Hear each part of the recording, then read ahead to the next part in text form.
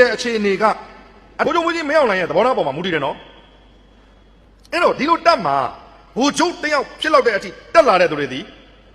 သူတို့တော်ရုံမဲတော်တာမကောင်းဘူးမကောင်းကြဘူးလက်ခုပ်တရားပြောတာမျိုးမဟုတ်ပါဘူးမကောင်းကြဘူးဒီနေ့တိုင်းပြည်ရဲ့အခြေအနေကအတက်ပြောလိုက်ရင်ဘိုးချုပ်မကြီးမင်းအောင်လှိုင်ရဲ့သဘောထားပေါ်မှာမူတည်တယ်နော်ဖြစ်လာအောင်အကောင့်ထဲဖော်ပေးနိုင်စွမ်းရှိတာကကောင်းဆန်းစုကြည်ဖြစ်ခွင့်ခလုတ်ကိုရက်စော်နိုးခလုတ်ကိုကင်ထားတာကကာဝေးဦးစီးချုပ်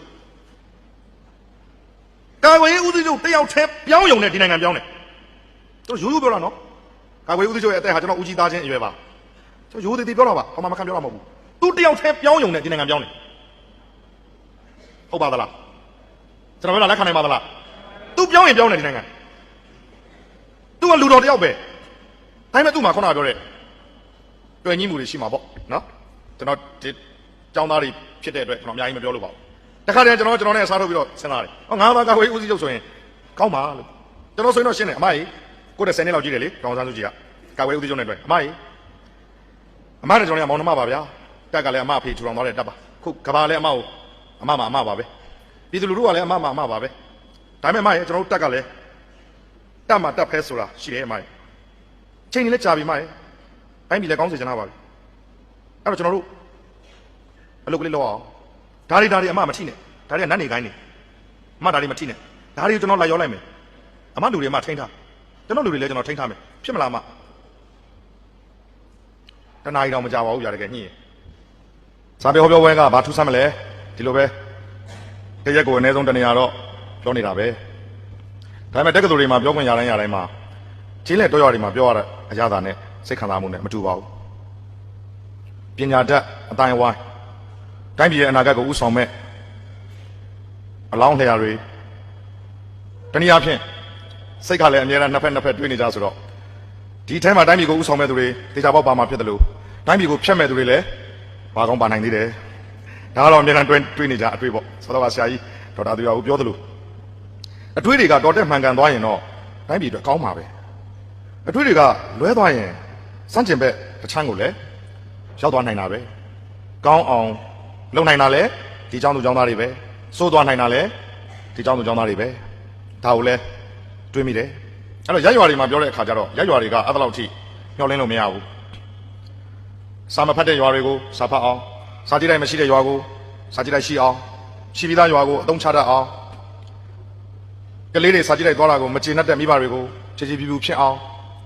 ရွာတွေမှာလုပ်ရတဲ့အလုပ်ကဒီထက်ပိုပြီးမမျှော်လင့်တာဘူးတက္ကသိုလ်တွေမှာပြောခွင့်ရတဲ့အခါကျတော့စောတော့ပြောတဲ့စဉ်းစားဆင်ခြင်မှုနဲ့အတူပျော်ရွှင်မှုကိုခံစားရတယ်ကိုယ်တိုင်လည်းတက္ကသိုလ်ကျောင်းသားဘဝကိုဖြတ်သန်းခဲ့ရတဲ့သူတယောက်ဖြစ်တဲ့အတွက်လောလောလတ်ခေါင်းထဲမှာဝင်နေတာကဘာလဲဆိုတော့ပြီးခဲ့တဲ့တစ်ပတ်လောက်က78ကျောင်းသားကောင်းဆောင်ဖြစ်တဲ့ကိုမင်းကိုနိုင်နဲ့တွေ့တယ်စကားကပေါ့ပါတွေ့တဲ့ဆုံတဲ့ခါမှာဒီလိုပဲပေါ့ပါပြောနေကြဆိုတော့ကိုမင်းကိုနိုင်မေးပါတယ်ကိုညီရေးတဲ့မင်္ဂလာပါဆိုတဲ့နှုတ်ခွန်းဆက်စကားကမြန်မာစကားဟုတ်ရလားတဲ့ကျွန်တော်ပြုံးမိတယ်ဘာလို့ပြုံးမိလဲဆိုတော့ဆရာကြီးဥဖေမောင်တင်ကိုသွားပြီးတော့တတိယတာဆိုတော့ဆရာကြီးနဲ့ကျွန်တော်နဲ့စုံဘူးလို့တော့မဟုတ်ဘူးလေကျွန်တော်တို့ကသားသမီးမြေးမြင့်အရွယ်ဆိုတော့ဖတ်ခဲ့ဘူးတဲ့စာကိုသွားတတိယ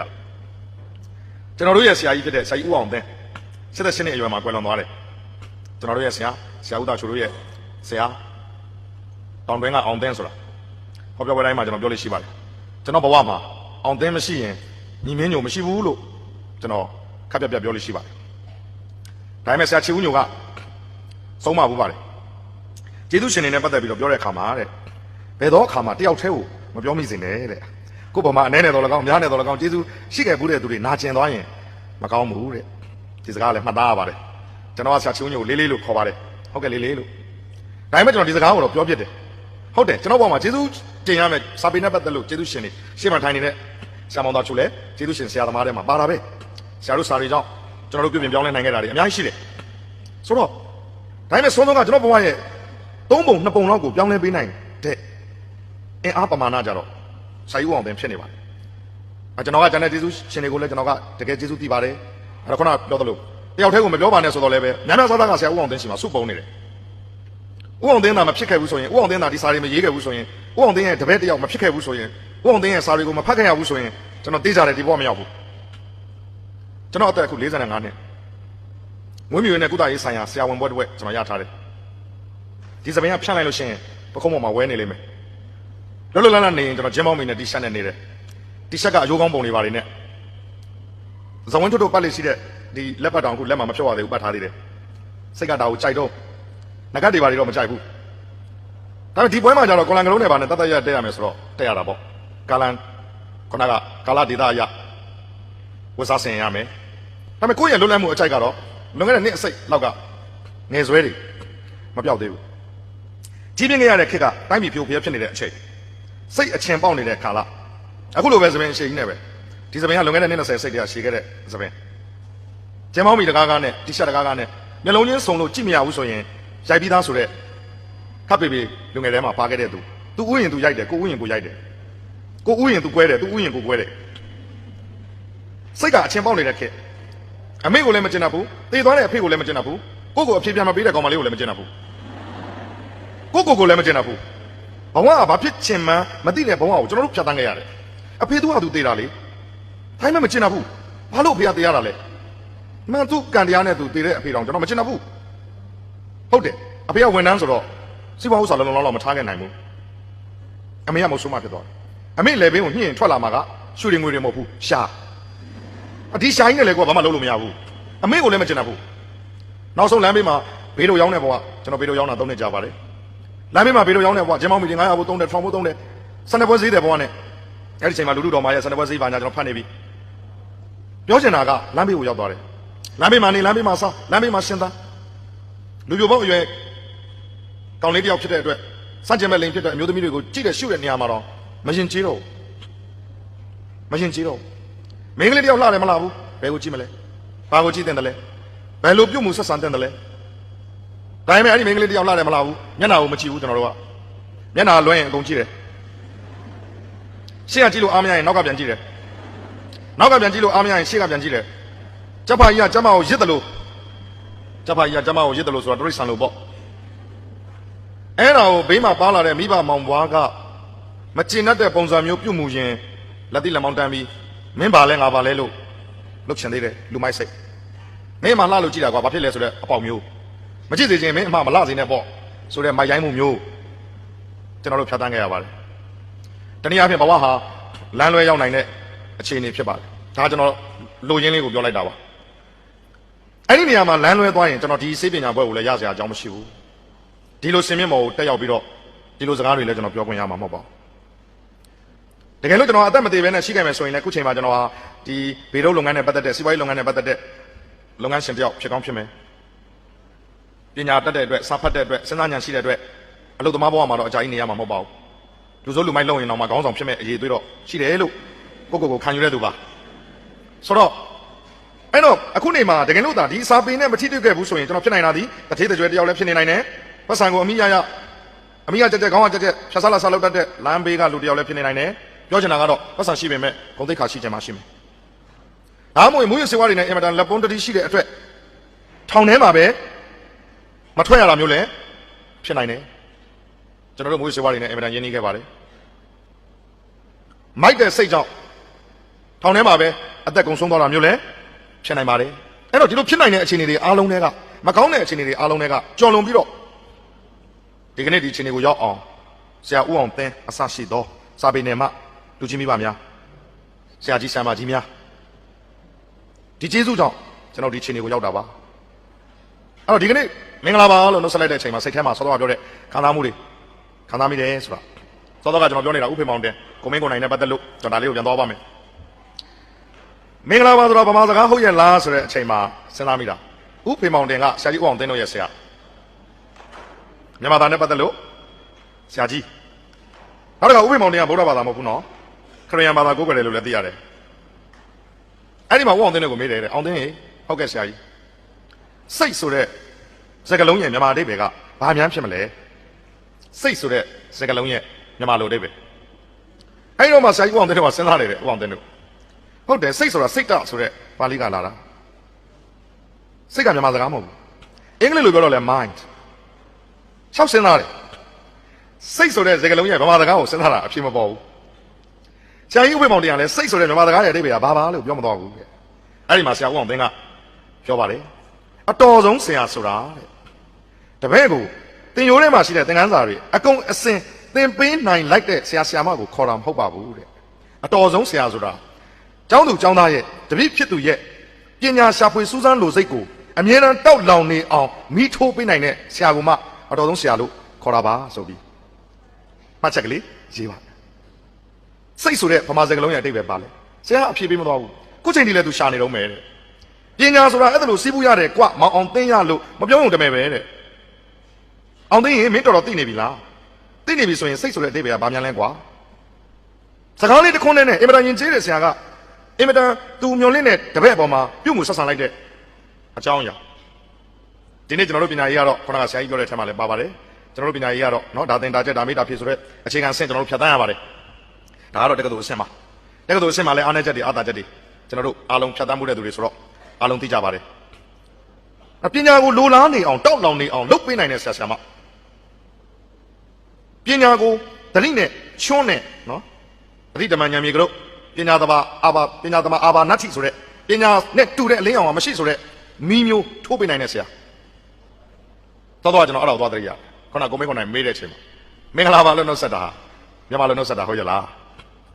းမြန်မာလိုတော့မဟုတ်ဘူးမင်္ဂလာပါအင်္ဂလိပ်တွေဘယ်လိုနှုတ်ဆက်တယ်လဲစဉ်းစားတော့အင်္ဂလိပ်တွေကအင်္ဂလိပ်လိုနှုတ်ဆက်တာပေါ့ Good morning ကောင်းသောမနက်ခင်းပါ Good evening Good night ဒီလို good ဆိုတဲ့စကားလုံးလေး adjective ကလေးသုံးတယ်ကောင်းတယ်ဆိုတဲ့အဓိပ္ပာယ်ကိုသူတို့သုံးတယ်ဘာလို့ကောင်းတယ်ဆိုတဲ့အဓိပ္ပာယ်သုံးတယ်လဲအင်မတန်စိုးတဲ့ရာသီဥတုအပေါ်မှာမိခိုပြီးနေကြရတဲ့သူတွေဖြစ်တဲ့အတွက်နေကလေးပွင့်တာများဆက်ဆက်ပါပါမြင်ရရင်ရာသီဥတုတာယာနေတာလေးများကြုံရရင်သူတို့မှပျော်လို့ရွှင်လို့ have a nice day တယောက်နဲ့တယောက်တွေ့နှုတ်ဆက်ကြ have a nice day အိုးဒီနေ့လေးကတော့တာယာလိုက်တာဒီနေ့လေးကတော့လှပလိုက်တာ have a shiny day ဒီနေ့ကတော့တော်တော်ပါပဲနော်အစရှိသဖြင့်အခုအမေရိကန်မှာနေတဲ့ကျွန်တော်မိတ်ဆွေများဓာတ်ပုံတွေပို့ပေးပါတယ်အိမ်ကိုနှင်းဖုံးနေတဲ့ပုံတွေဗမာနိုင်ငံလိုပြောမယ်ဆိုရင်မိသက်ကားတွေနဲ့မိသက်တပ်ဖွဲ့ဝင်တွေကကားတွေမောင်းလို့ရအောင်နှင်းတွေကိုကော်ပြားနဲ့လိုက်ထိုးနေရတဲ့ပုံတွေအမေရိကန်ဆိုရအကြောင်းတွေရုံးတွေပိတ်ပေးထားတဲ့အကြောင်းနှင်းတွေအများကြီးပဲဆိုတော့အဲ့ဒါလို့သူတို့စိုးဝါးတဲ့ရာသီဥတုမှာနေကြရတဲ့သူတွေဖြစ်တဲ့အတွက် Good morning ဒီနေ့မနေ့လေးကတော့ကောင်းသောမနေ့လေးပါဒီလိုနှုတ်ဆက်ကြတယ်တဘာဝကြတယ်ရာသီဥတုစိုးသွားမှုပေါ်မှာမူတည်ပြီးနေရတဲ့အတွက် Good morning Good evening ကောင်းတယ်ဒါဆိုရင်ကမ္ဘာစစ်တွေအတွင်းတော့ကငတ်ခက်ပြတ်ခဲ့ဘူးတဲ့နိုင်ငံတွေရှိခဲ့ဘူးတဲ့အစာရည်စာပြတ်လက်ပြီးတော့ဒုက္ခရောက်ခဲ့ဘူးတဲ့နိုင်ငံတွေကိုရီးယားလိုနိုင်ငံမျိုးတရုတ်လိုနိုင်ငံမျိုးစားစရာမရှိအောင်ငတ်ခဲ့ကြဘူးတဲ့ဒုပိကန္တရကတ်လို့ခေါ်မဲ့အစာရည်စာပြတ်လက်တဲ့အခြေအနေကိုတို့ရင်ဆိုင်ခဲ့ရတယ်နောက်ဆုံးစားစရာမရှိတော့အိမ်မှာမွေးထားတဲ့ကိုယ့်ရဲ့အိမ်မွေးခွေးကိုတောင်တတ်စားရတဲ့ဘဝမျိုးလမ်းပေါ်မှာပြေးနေတဲ့ခွေးကိုစားတော့ရတဲ့ဘဝမျိုးဒါကြောင့်မလို့ဒီနေ့ကိုရီးယားလူမျိုးတွေတရုတ်လူမျိုးတွေကခွေးသားစားကြသလားတော့မသိဘူးဒါတော့သူတို့လူမျိုးချင်းချင်းနှုတ်ဆက်တဲ့အခါမှာသူတို့ကဘယ်လိုနှုတ်ဆက်တယ်လဲဆိုရင်တဲ့ကိုရီးယားချင်းချင်းတရုတ်ချင်းချင်းတွေ့ရင်စားပြီပြီလားလို့နှုတ်ဆက်တယ်တဲ့အတိတ်ပဲကမင်းသိဉာဏ်စားနေသလားဒါမှမဟုတ်ရင်မင်းငတ်ဉာဏ်နေသလားမင်းမျက်နှာကြည့်ရတာနေ့လေသာမစားရသေးပုံပဲနော်တကယ်လို့များမင်းသိစားလောင်နေရင်သိဉာဏ်ငတ်နေရင်ငါမှရှိတဲ့တစ်ဖက်တစ်ရွက်ကိုကျွေးရမလားအတိတ်ပဲကငတ်ခဲ့ဘူးတဲ့ခေတ်ကိုဖြတ်ခဲ့ကြဘူးတဲ့သူတွေဖြစ်တဲ့အတွက်နှုတ်ဆက်တာဒီစားပြီပြီလားဒါဆိုရင်ကျွန်တော်တို့မြန်မာလူမျိုးတွေကမင်္ဂလာပါဆိုတဲ့စကားကလည်းမြန်မာစကားမဟုတ်ဘူးဆိုရင်ဘယ်လိုများနှုတ်ဆက်သင့်တယ်လဲစဉ်းစားရမယ်မြန်မာအမျိုးသားတွေရဲ့တက်တန်းက research စေတုတေသနာအရ58နှစ်လို့သိရပါတယ်ဒါဆရာဦးသားချိုဆိုတာတော်တော်ကန်ကောင်းတယ်59 60ရဲ့ရောက်သွားပြီတော်တော်ကန်ကောင်းတာတကယ်တော့58နှစ်ကျွန်တော်ဆိုအများကြီးကြံသေးတယ်အမျိုးသမီးတွေရဲ့တက်တန်းက63နှစ်ကျွန်တော်နိုင်ငံထိုင်းနိုင်ငံအမျိုးသားတွေရဲ့တက်တန်းက80အမျိုးသမီးတွေက85ဘာဖြစ်လို့အမျိုးသမီးတွေကနည်းနည်းလေးပို့နေလဲတော့မသိဘူးဒီနေရာမှာ lady first ဘာညာရှိလာတော့မသိဘူးစင်ကာပူနိုင်ငံမှာအမျိုးသားတွေက80လောက်ထိသွားတယ်အမျိုးသမီးတွေက85လောက်ထိရောက်တယ် average ပေါ့နော်ဂျပန်မှာကျွန်တော်ဒါရှစ်တောင်အာရှနဲ့အာရှလောက်ပဲဆွဲလိုက်တာပါဂျပန်မှာအမျိုးသားတွေက90လောက်ထိရောက်တယ်အမျိုးသမီးတွေက90နဲ့100ကြားလောက်ထိစစ်တမ်းရသွားတယ်အဲ့တော့တနိုင်ငံနဲ့တနိုင်ငံစစ်ဖြစ်ရင်ဘာညာအဲ့လောက်ထိမတွေးပါနဲ့တက္ကသိုလ်ကျောင်းသူကျောင်းသားတွေကိုကျွန်တော်အဲ့လောက်အပင်မခံစေချင်ဘူးဘာမှကျွန်တော်တို့ကလက်နက်တွေပါတွေကင်ဆွဲစရာမလိုဘူးကိုယောဂါနဲ့ကိုသေတာနဲ့ကျွန်တော်နိုင်ငံအကုန်တယ်ဘာစစ်မှတိုက်စရာမလိုဘူးဂျပန်နဲ့တတန်းချင်းရှင်အောင်ကျွန်တော်2ဆလောက်ဖြစ်နေပြီဟုတ်တယ်မလား ကျုပ်တို့50ဆိုသေးပြီလေသူတို့80 90နေမှလေဘာမှတော့တိုက်ရှာမလို့ဘူးဘာလို့အဲ့လောက်ဖြစ်တယ်လဲသက်သေပြရှာရှိတဲ့လူရှင်တော်ကြီးကိုကင်းကောင်အားလုံးချစ်ပါတယ်ကိုကင်းကောင်55နှစ်ဆုံးသွားပြီကိုကင်းကောင်ရဲ့ရှေ့နှစ်ပတ်လောက်မှာဆုံးတာကိုမင်းစိန်လူချမ်း56နှစ်အဲ့ဒီရနောက်တပတ်နှစ်ပတ်လောက်မှာဆုံးတာဆရာမောင်သားချိုရဲ့တငယ်ချင်းအရင်ဆွေမျိုးဆိုင်ရမရညီကိုတော်တော်သေးတယ်လို့ပြောတယ်ကြပြဆရာကိုရမုံနဲ့59နှစ်ရမတ်တွေအောင်းနေနဲ့ကျွန်တော်လည်းအောင်းတာတပတ်လောက်ရှိပြီရမတ်တွေအောင်းနေနဲ့ဆရာဝန်တော်ပြဆရာဝန်ကအတဲဆိုပြီးတပတ်လောက်ခုအောင်းတာမတက်တော့ဘူးဘုံဆိုဘိုက်ဖွင့်လိုက်တော့ဥမာကြီးကန်စာဒီနေ့ဖွင့်တော့နေသေးဒီနေ့ဖွင့်တော့နေဆုံးတာပဲဆရာမောင်သားချိုရဲ့တငယ်ချင်းရင်ခောက်ပါစာဖတ်တဲ့သူတွေကတော့သိပါတယ်အိမ်မက်ဖူးဆိုတဲ့မဂ္ဂဇင်းကိုအတူတူရင်ခုန်ခဲ့ကြတဲ့တငယ်ချင်းရင်းချလေးပါအရင်ဦးဆုံးထွက်ခွာသွားသူပေါ့59နှစ်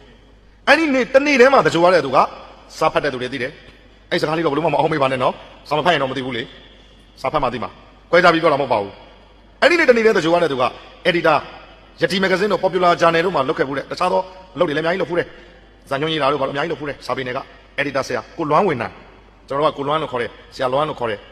56နှစ်ဆိုတော့ကျွန်တော်ခုနပြောတဲ့တန်းကမှန်နေတယ်နော်မျိုးသားတဲ့တန်းက58နှစ်အမျိုးသမီးတွေတန်းက63နှစ်ဆိုတာတန်းကမှန်နေပါတယ်ဒါဆိုကျွန်တော်တို့ဘယ်လိုနှုတ်ဆက်တဲ့လဲနေကောင်းရဲ့လားသိတော့မှာလားကင်ဆာလားရင်သားကင်ဆာလားဥမာကြီးကင်ဆာလားအစာအိမ်လားအသေးလားဘာနဲ့သိမှာတော့ဒီလိုနှုတ်ဆက်ရတော့မှာကျွန်တော်တို့ကစိတ်လိမ်လုံးဝမတော့တဲ့အမျိုးသမီးကအဆုတ်ကင်ဆာတဲ့အရှက်လုံးဝမတော့တဲ့အမျိုးသမီးကအသေးကင်ဆာတဲ့အမျိုးသမီးအသေးကင်ဆာနဲ့သိတော့ဒီလူကခြေခွဲတယ်သူကနေတိုင်းတောင်းနေတာလေသူကမဖြစ်ဘူးသူမျိုးသမီးကဖြစ်တယ်အဲ့တော့ तू ကလာပြောတယ်ပညာလည်းမတတ်တဲ့အခါကျတော့ဆရာတဲ့အရက်ဟာအနတ်နဲ့ကင်ဆာဖြစ်နိုင်လားတဲ့ဘလို့ဖြစ်ရမှာတော့အနတ်နဲ့ကင်ဆာတောက်တာကျွန်တော်လေးတဲ့သေတာသူတဲ့တောက်တာသူသေတာသူမိမယောဂတဲ့ကင်ဆာနေတိုင်းတောက်နေတာသူအခုမနေ့နေ့လည်းညတောက်နေတာသူကျွန်တော်မနေချင်ဘူးဆရာလည်းမြန်မြန်သေးအေးရောတဲ့မသိနိုင်ဘူးသူကြတော့လေအဲ့ तू ကပြောသေးတယ်စိတ်ကောင်းဝင်တဲ့အချိန်နည်းနည်းလေးမူးနေတဲ့အချိန်ချွေးနေတဲ့အချိန်ကျွန်တော်တို့ကတန်နေကြတယ်ဆရာတဲ့တန်မီတဲ့ကျွန်တော်တို့ကတဲ့အဲ့တော့အဲ့လိုပြောပြီးဝင်းနေတော့မိမလည်းအင်မတန်ချစ်တဲ့သူဆိုတော့ကျွန်တော်မိမမတန်ဘူးဗျာလောက်တာသူစိတ်ထဲမှာကြည့်ရတာကင်ဆာလို့များစောစောကြိုသိရင်သူမိမပါအရက်တိုက်မဲ့သဘောရှိတယ်တန်အောင်လို့လေအဲ့တော့ကျောင်းသူတွေကတမျိုးတွေးပြီးတော့ငါတို့လည်းတန်အောင်တော့မှပဲမလုပ်နဲ့နော်ဒီကင်ဆာဖြစ်စေတဲ့အ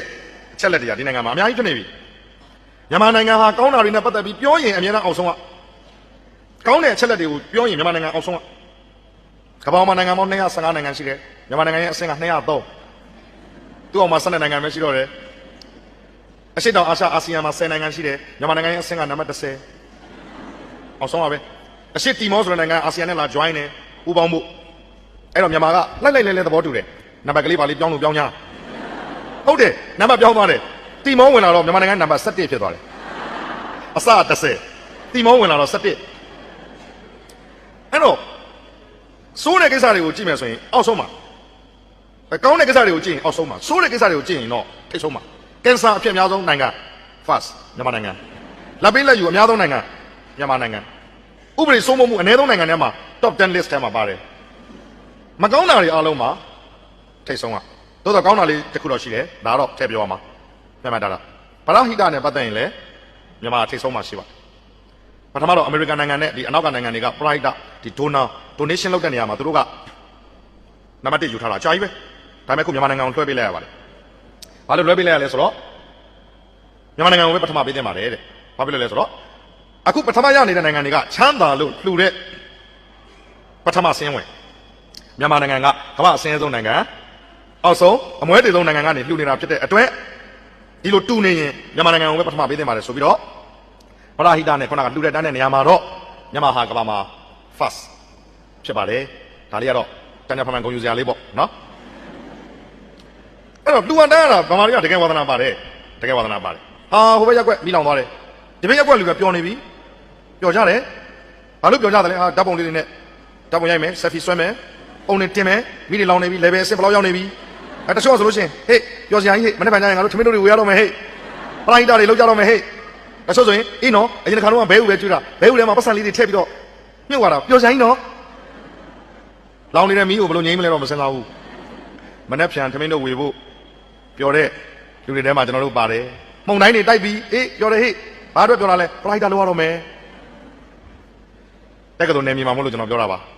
ကိုမထောက်မညာကိုပေါင်ကိုလန်ထောင်းရရင်ကျွန်တော်တို့ပညာနဲ့တော့နည်းနည်းဝေးတယ်ဗျာတွေးမလားသိမလားလို့မေးရင်တွေးမလားသိမလားလို့မေးရင်ကျွန်တော်တို့ကသိလိုက်မယ်တဲ့မတွေးတော့ဘူးတဲ့မတွေးချင်ဘူးသိလိုက်မယ်သိပေးမယ်မတွေးပြစင်နဲ့မတွေးဘူးအဲ့တော့ပရိဒလောက်တဲ့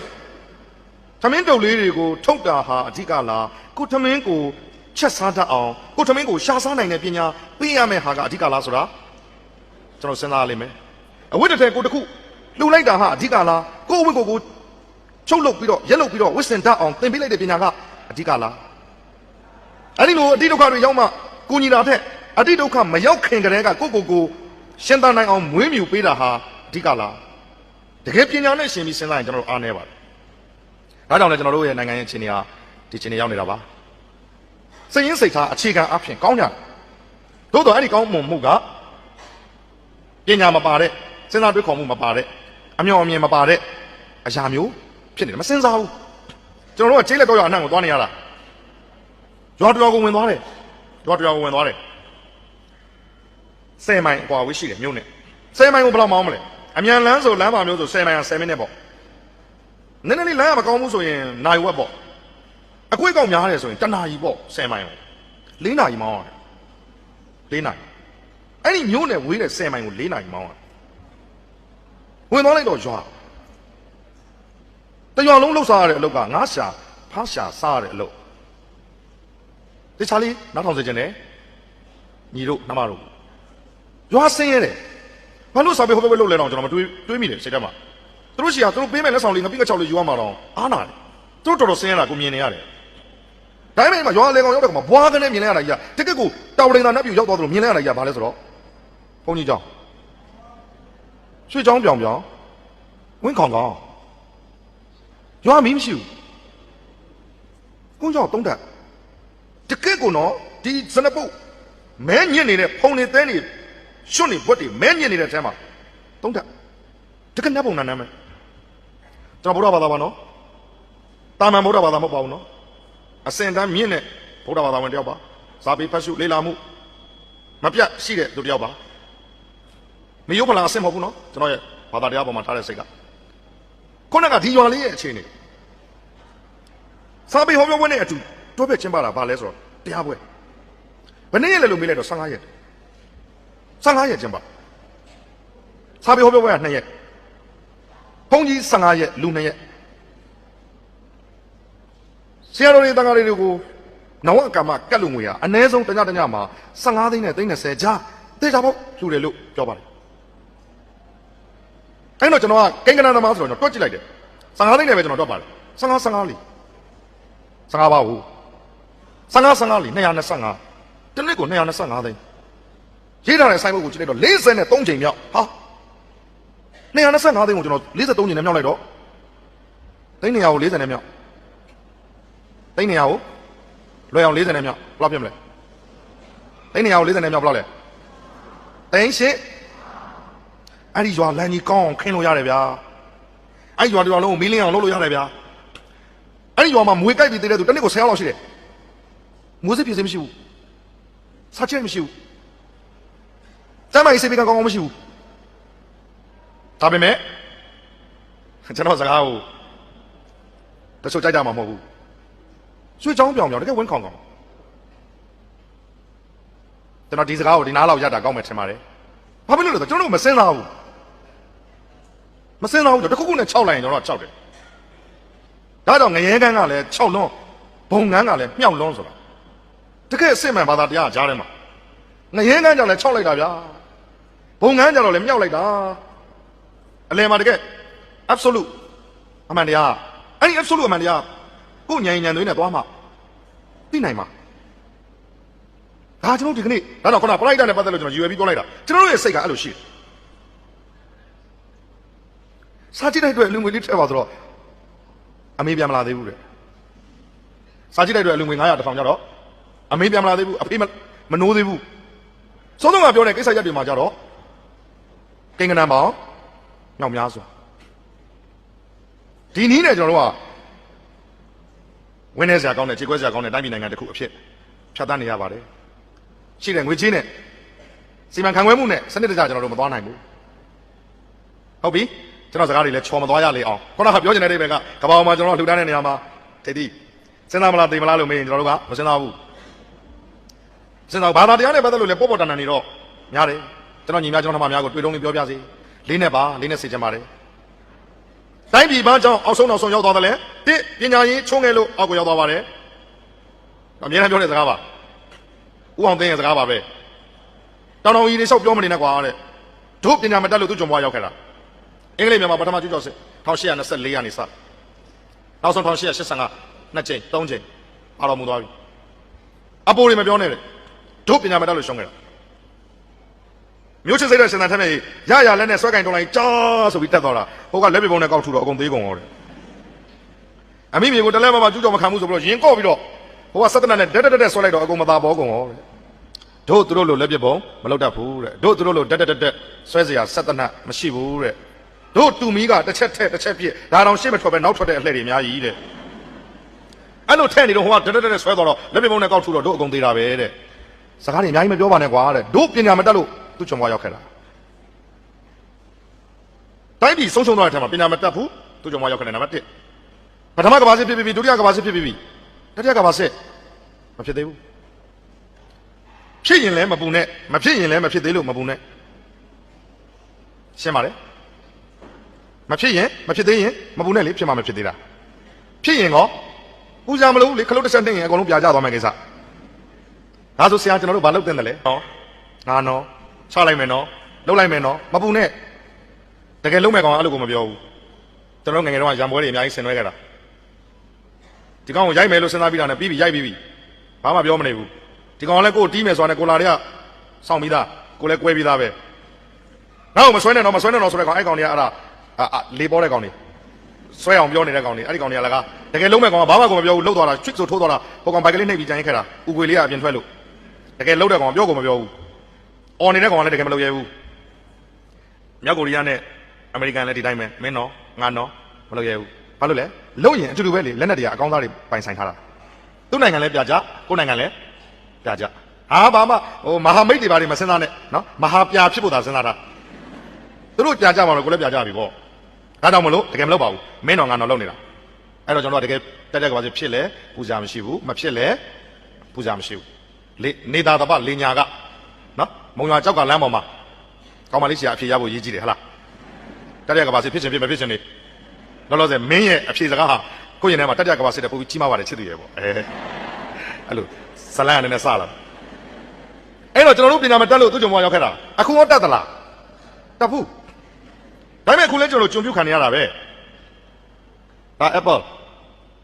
အသေးတန်ဝယ်ရတာလေးထွက်တာနဲ့ဒါပေမဲ့ဒါဟောင်းသွားပါပြီ3နှစ်ရှိပြီဆိုတော့အခုထွက်တဲ့ Apple XS ဆိုရင်ထွက်ကျန်28သိန်းလို့ပြောတယ်စင်ကာပူမှာတန်းစီပြီးဝယ်ကြတယ်မြန်မာနိုင်ငံမှာလည်းပတ်သက်ရှိတဲ့လူတွေတန်းစီပြီးဝယ်ကြတယ်ဒါတော့ပတ်သက်ရှိတဲ့လူတွေဝယ်တာမဆန်းဘူးကျွန်တော်ဟိုမှာဖုန်းတစ်လုံးထားခဲ့တယ်အဲ့ဒါ Samsung ကိုရီးယားဒါအမေရိကဟာကျွန်တော်တို့ကလဲနေမြေတွေကိုထွန်းရတယ်ဧကပေါင်းများစွာ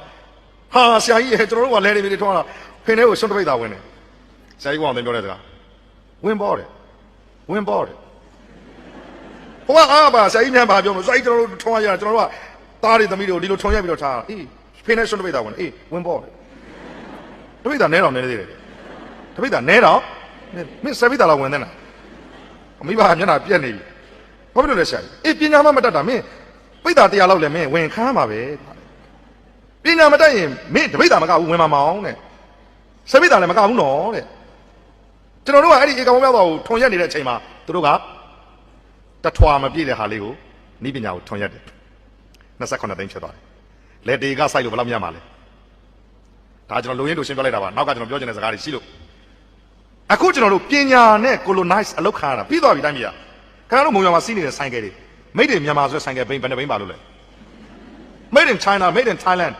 made in Hong Kong ဒါပါပဲအများစုကတရုတ်ပါ3သိန်းလောက်နဲ့ရတာယူရီးယားဆိုလည်းဈေးကြီးတယ်5သိန်းလောက်ပြည်တယ်ဟောင်ကောင်ဘိန်းသိပ်မစီးနိုင်ကြပါဘူးများသောအားဖြင့်တော့တရုတ်ပါပဲ made in China မုံရွာဆိုတော့ပိုပြောလို့ကောင်းတယ်မြန်မာနိုင်ငံမှာကြေးပါပေါင်း6000ခွဲရှိတယ်ဗျတက္ကသိုလ်ကျောင်းသားတွေဆိုတော့အပေါင်းနှုံများပါတယ်ဖဲသမားတွေဆိုရင်ပို့ပြီးတော့မြန်တယ်ဘာမှစိတ်မပူနဲ့ကျွန်တော်လည်းဖဲရိုက်ပြီးကျောင်းတက်လာတာ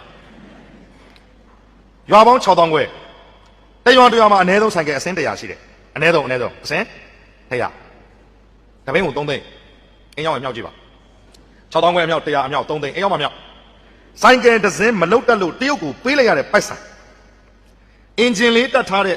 နော်အင်ဂျင်မြင်းကောင်ကြီးနော် 1.25 လောက်ကိုအဲ့ဒီအင်ဂျင်လေးတစ်လုံးမလုတ်တက်လို့ဒီတိုင်းပြည်ကတရုတ်ကိုပေးလိုက်ရတဲ့ပိုက်ဆိုင်အဲ့ဒီပိုက်ဆိုင်ကိုတရုတ်တွေကအေးစေးယူတယ်ဝါလို့စီပေါက်လေကျေးဇူးတင်လေဒီလိုမြန်မာနိုင်ငံရှိလာဝါလို့အတွက်ကတော့အမွေးချင်းပေါက်ပေါ်နေလေအလုံးကောင်းလာပဲကိုယ်ဆိုခိုင်တင်းကြည့်လို့ပါလို့တော့စီယုံမလေးကိုချစ်လေလို့ပါလို့ရိုက်ကုန်ကြပြီဒီလိုဖြစ်ရမယ်ဝါလို့အများသားတန်ဖိုးထားလေဘာကြောင့်ဝါလို့ဒီမှာဖရဲသီးတွေလာဆိုင်တယ်ဝါလို့ရှိမှမဆိုင်ဘူးလို့ချစ်လို့အေးစေးပေါ်တရုတ်ကဆိုင်ကယ်လေးတစ်စင်းမလုတ်တတ်တဲ့လူတွေကိုဆိုင်ကယ်အင်ဂျင်လေးကျွန်တော်တန်တိုင်းမပြောဘူးနော်အကြီးတွေမပြောဘူးနော် TV တွေတရုတ်ကလာတဲ့ Xiaomi ဖုန်းတွေ Huawei တွေမီးဆက်တွေမပြောဘူးနော်လက်ထွန်ဆက်တွေခွန်တောင်းတွေမပြောဘူးနော်ကျွန်တော်ဆိုင်ကယ်လေးပဲပြောတာအဲ့ဒီဆိုင်ကယ်လေးသွင်းပြီးတော့ပတ်စံတွေအားလုံးကိုတည့်ယူလိုက်တယ်โอเคပြီးတော့မှလက်ညှိုးထုတ်ပေးမိတယ်ဒီစီတောင်ကဘီလောက်လဲတဲ့လက်ပတောင်းကိုထုတ်ပြီးတော့စီတောင်ဘီလောက်ပေးရမယ်လဲတဲ့ဒီတောင်ဘီလောက်လဲစပယ်တောင်ဘလောက်လဲကြီးစင်တောင်ဘလောက်လဲအေယော်ရီမြစ်ကဘီလောက်လဲစီပြောပါဝါလို့လုံးဝဈေးမစစ်ဘူးမစစ်ဘူးလေအင်ဂျင်ကဘယ်နှလုံးထုတ်ချင်လဲဒီတောင်ကနှစ်တန်းနဲ့ခြီးပြီးကြာမှရတဲ့တောင်ဒီမြစ်ကနှစ်တန်းနဲ့ခြီးပြီးဖြတ်တန်းလာတဲ့မြစ်ကျွန်တော်တို့ရှုံးသွားတာကြာပြီနော်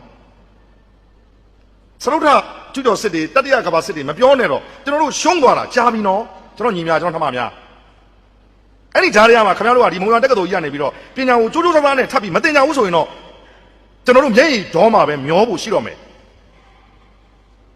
ကျွန်တော်တို့နိုင်ငံရဲ့ဘယ်ဘွဲ့ကိုမှနိုင်ငံတကာအသိမှမပြုတ်ဘူးနော်ခွန်းလို့ပါပြောပြစီကျွန်တော်ဆရာဝန်ပွဲရတယ်မြန်မာနိုင်ငံမှာပဲကျွန်တော်ဆရာဝန်နော်စင်ကာပူနိုင်ငံရောက်သွားရင်ကျွန်တော်ဆရာဝန်မဟုတ်တော့ဘူးကျွန်တော်ရဲ့ဘွဲ့ကိုစင်ကာပူကအသိမှမပြုတ်ဘူးဒါပေမဲ့ကျွန်တော်တိရစ္ဆာန်တွေမွေးမြူတာတွေကုသတာတွေနဲ့ပတ်သက်လို့ကျွမ်းကျင်တဲ့သူတယောက်ဖြစ်တဲ့အတွက်အလုပ်ပေးကောင်းတော့ပေးမယ်စင်ကာပူကဆရာဝန်တယောက်အနေနဲ့လုပ်ရမှာမဟုတ်ဘူးနော်လွယ်အောင်ပြောရင် nurse အဆင့်လောက်နဲ့ကျွန်တော်လုပ်ရမှာဒါပေမဲ့ကျွန်တော်နိုင်ငံမှာကျွန်တော်သင်ထားတဲ့ပညာကဆရာဝန်တယောက်ရဲ့ပညာဗျဒါနောက်နှိမ့်ကြနေတဲ့အထဲကကျွန်တော်တို့ကပညာကိုအလေးတယူမလုပ်ကြတော့ဘူးเจ้าကိုလာလာဟာကြီးစားနဲ့တွေ့ုံလောက်ဆိုတဲ့ပုံစံမျိုးဆိုရင်တော့ကျွန်တော်တို့ရှုံးပြီနော်ကျွန်တော်တို့အခုဟောပြောပွဲတွေကိုလက်ဆောင်ရအကောင်းယုံတက်တဲ့ကျွန်တော်တို့လုပ်နေတာမဟုတ်ပါဘူးဆရာဦးသာချိုကတက်ကတော်ကပါမောက္ခဘွားနဲ့အငိမ့်သားယူတဲ့သူပါဒေါက်တာညွန်တောင်းလို့ခေါ်ပါတယ်ကျွန်တော်ကကျူရှင်တင်တဲ့25နှစ်ရှိတဲ့ဝါရှင်ကျူရှင်ဆရာတယောက်ပါဒီနိုင်ငံမှာပတ်စံရှာရတဲ့ရှာပုံရှာနီးကိုကျွန်တော်နားလည်ပါတယ်ဒီလုပ်တွေကိုကျွန်တော်လေးလေးစားစားလုပ်နေတာပါကျွန်တော်တို့ရှုံးခဲ့ပြီနော်ရှုံးသွားပြီသုံးတော့ဆိုင်ကယ်တစ်စင်းနဲ့ကျွန်တော်နိုင်ငံပြီးသွားပြီအဲ့ဒီဆိုင်ကယ်အလုံးမများစွာထုတ်နိုင်တဲ့ဆိုင်ကယ်နဲ့ကျွန်တော်တို့မြစ်ကိုဝယ်မယ်ကျွန်တော်တို့တောင်ကိုဝယ်မယ်ကျွန်တော်တို့တောကိုဝယ်မယ်ကျွတ်တွေလည်းကုန်ပြီကြောက်စိမ့်တွေလည်းကုန်ပြီကမ္ဘာပေါ်မှာကချင်ပြည်နယ်ထွက်တဲ့ကြောက်စိမ့်ကိုမှီနဲ့ကြောက်စိမ့်မရှိဘူးအင်မတန်ဧရိယာကျတဲ့တရုတ်မှာကြောက်စိမ့်နဲ့ထွက်တဲ့ဧရိယာရှိတယ်ဒါပေမဲ့အရေးသွေးကလုံးဝကွာခြားတယ်ဒါကချင်ပြည်နယ်ဖားကတ်မှာရင်ဆိုင်နေရတဲ့ကိစ္စပါကျွန်တော်ညီများကျွန်တော်ထမများတရိယာပေးပါနော်တိုင်းပြည်ရဲ့နိုင်ငံရေးကိုသက်ဆိုင်ရာပါတီတွေကစူးစမ်းပန်းဆောင်ရွက်နေပါတယ်ရှင်းပါတယ်ကောင်းကောင်းလုပ်မယ်လို့ထင်တဲ့သူကိုမဲပေးမှာပေါ့ခုဒါတော့ဆန်းစုကြည်ရှိနေတဲ့အချိန်တရားသဘောအရမရှိတော့တဲ့အချိန်ဆိုတာလေကျုံအောင်ပါပဲလေသက်ဆိုင်ရာပါတီတွေကသက်ဆိုင်ရာလုပ်တွေကိုလုပ်ပါလိမ့်မယ်ကျွန်တော်တို့အားလုံးဟာနေရာဌာနအသီးသီးမှာ professional စံတဲ့သူတွေဖြစ်ဖို့လိုပါတယ်အင်ဂျင်နီယာကတကယ်အင်ဂျင်နီယာဖြစ်နေဖို့လိုပါတယ်ဆရာဝန်ကတကယ်ဆရာဝန်ဖြစ်နေဖို့လိုပါတယ်ပထဝီသမားကတကယ်ပထဝီကိုကျွမ်းကျင်တဲ့သူဖြစ်နေဖို့လိုပါတယ်တမိုင်းသမားကတမိုင်းကိုတကယ်ကိုထုံးလို့ချေရေလို့နှောက်နိုင်တဲ့တိုင်းပြည်ရဲ့အနာဂတ်ကိုမျှော်တွေးနိုင်တဲ့တမိုင်းပညာရှင်ဖြစ်နေဖို့လိုပါတယ်မြန်မာသားသမားကတိုင်းပြည်ရဲ့ယဉ်ကျေးမှုနဲ့တိုင်းပြည်ရဲ့နှလုံးသားကို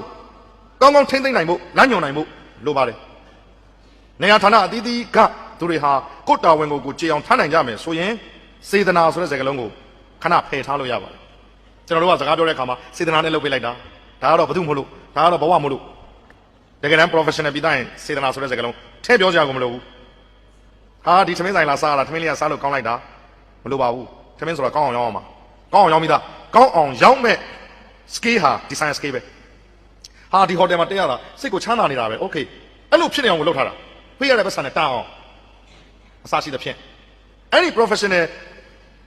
ပညာရှင်စံတဲ့စိတ်ပညာနဲ့အတမွေးဝမ်းကြောင်းပြုမှဆိုတဲ့စိတ်ကျွန်တော်တို့အားလုံးဖွင့်ပြဖို့လိုပါတယ်ဒါကြောင့်ဝမ်းနေစရာစကားကိုကျွန်တော်အကြာကြီးမပြောချင်ပါဘူးကျွန်တော်တို့ဆိုင်ကယ်လေးတစ်စင်းမလုတ်တတ်တာနဲ့ ကျွန်တော်တိုင်းပြည်ကျွန်တော်နိုင်ငံရဲ့အခြေအနေကိုကျွန်တော်ညီများကျွန်တော်နှမများရိပ်မိအောင်သာကျွန်တော်ပြောခြင်းဖြစ်ပါတယ်အဲ့တော့ကျွန်တော်တို့ဒီပညာကြောင့်ဆုံးရှုံးသွားတယ်ပညာကြောင့်ပဲကျွန်တော်တို့ကပြန်ပြီးတက်လှမ်းနိုင်လိမ့်မယ်စာပေကြောင့်ရည်ချိန်နှိမ့်သွားတယ်စာပေကြောင့်ပဲရည်ချိန်မြင့်အောင်ပြန်လုပ်ရလိမ့်မယ်ကိုယ်ွယ်ယုံကြည်ရာဘာသာတရားရှိတယ်အသီးသီးကျွန်တော်ကတော့ဗုဒ္ဓဘာသာပါအခြားသောဘာသာဝင်တွေပါခဲ့ရင်ကျွန်တော်လေးစားပါတယ်တန်တူတန်ဖိုးထားပါတယ်ချစ်ချစ်ခင်ခင်ရှိပါတယ်ကျွန်တော်ကတော့ဖြင့်ဗုဒ္ဓရဲ့ဓမ္မကိုယုံကြည်တဲ့သူတစ်ယောက်ဖြစ်ပါတယ်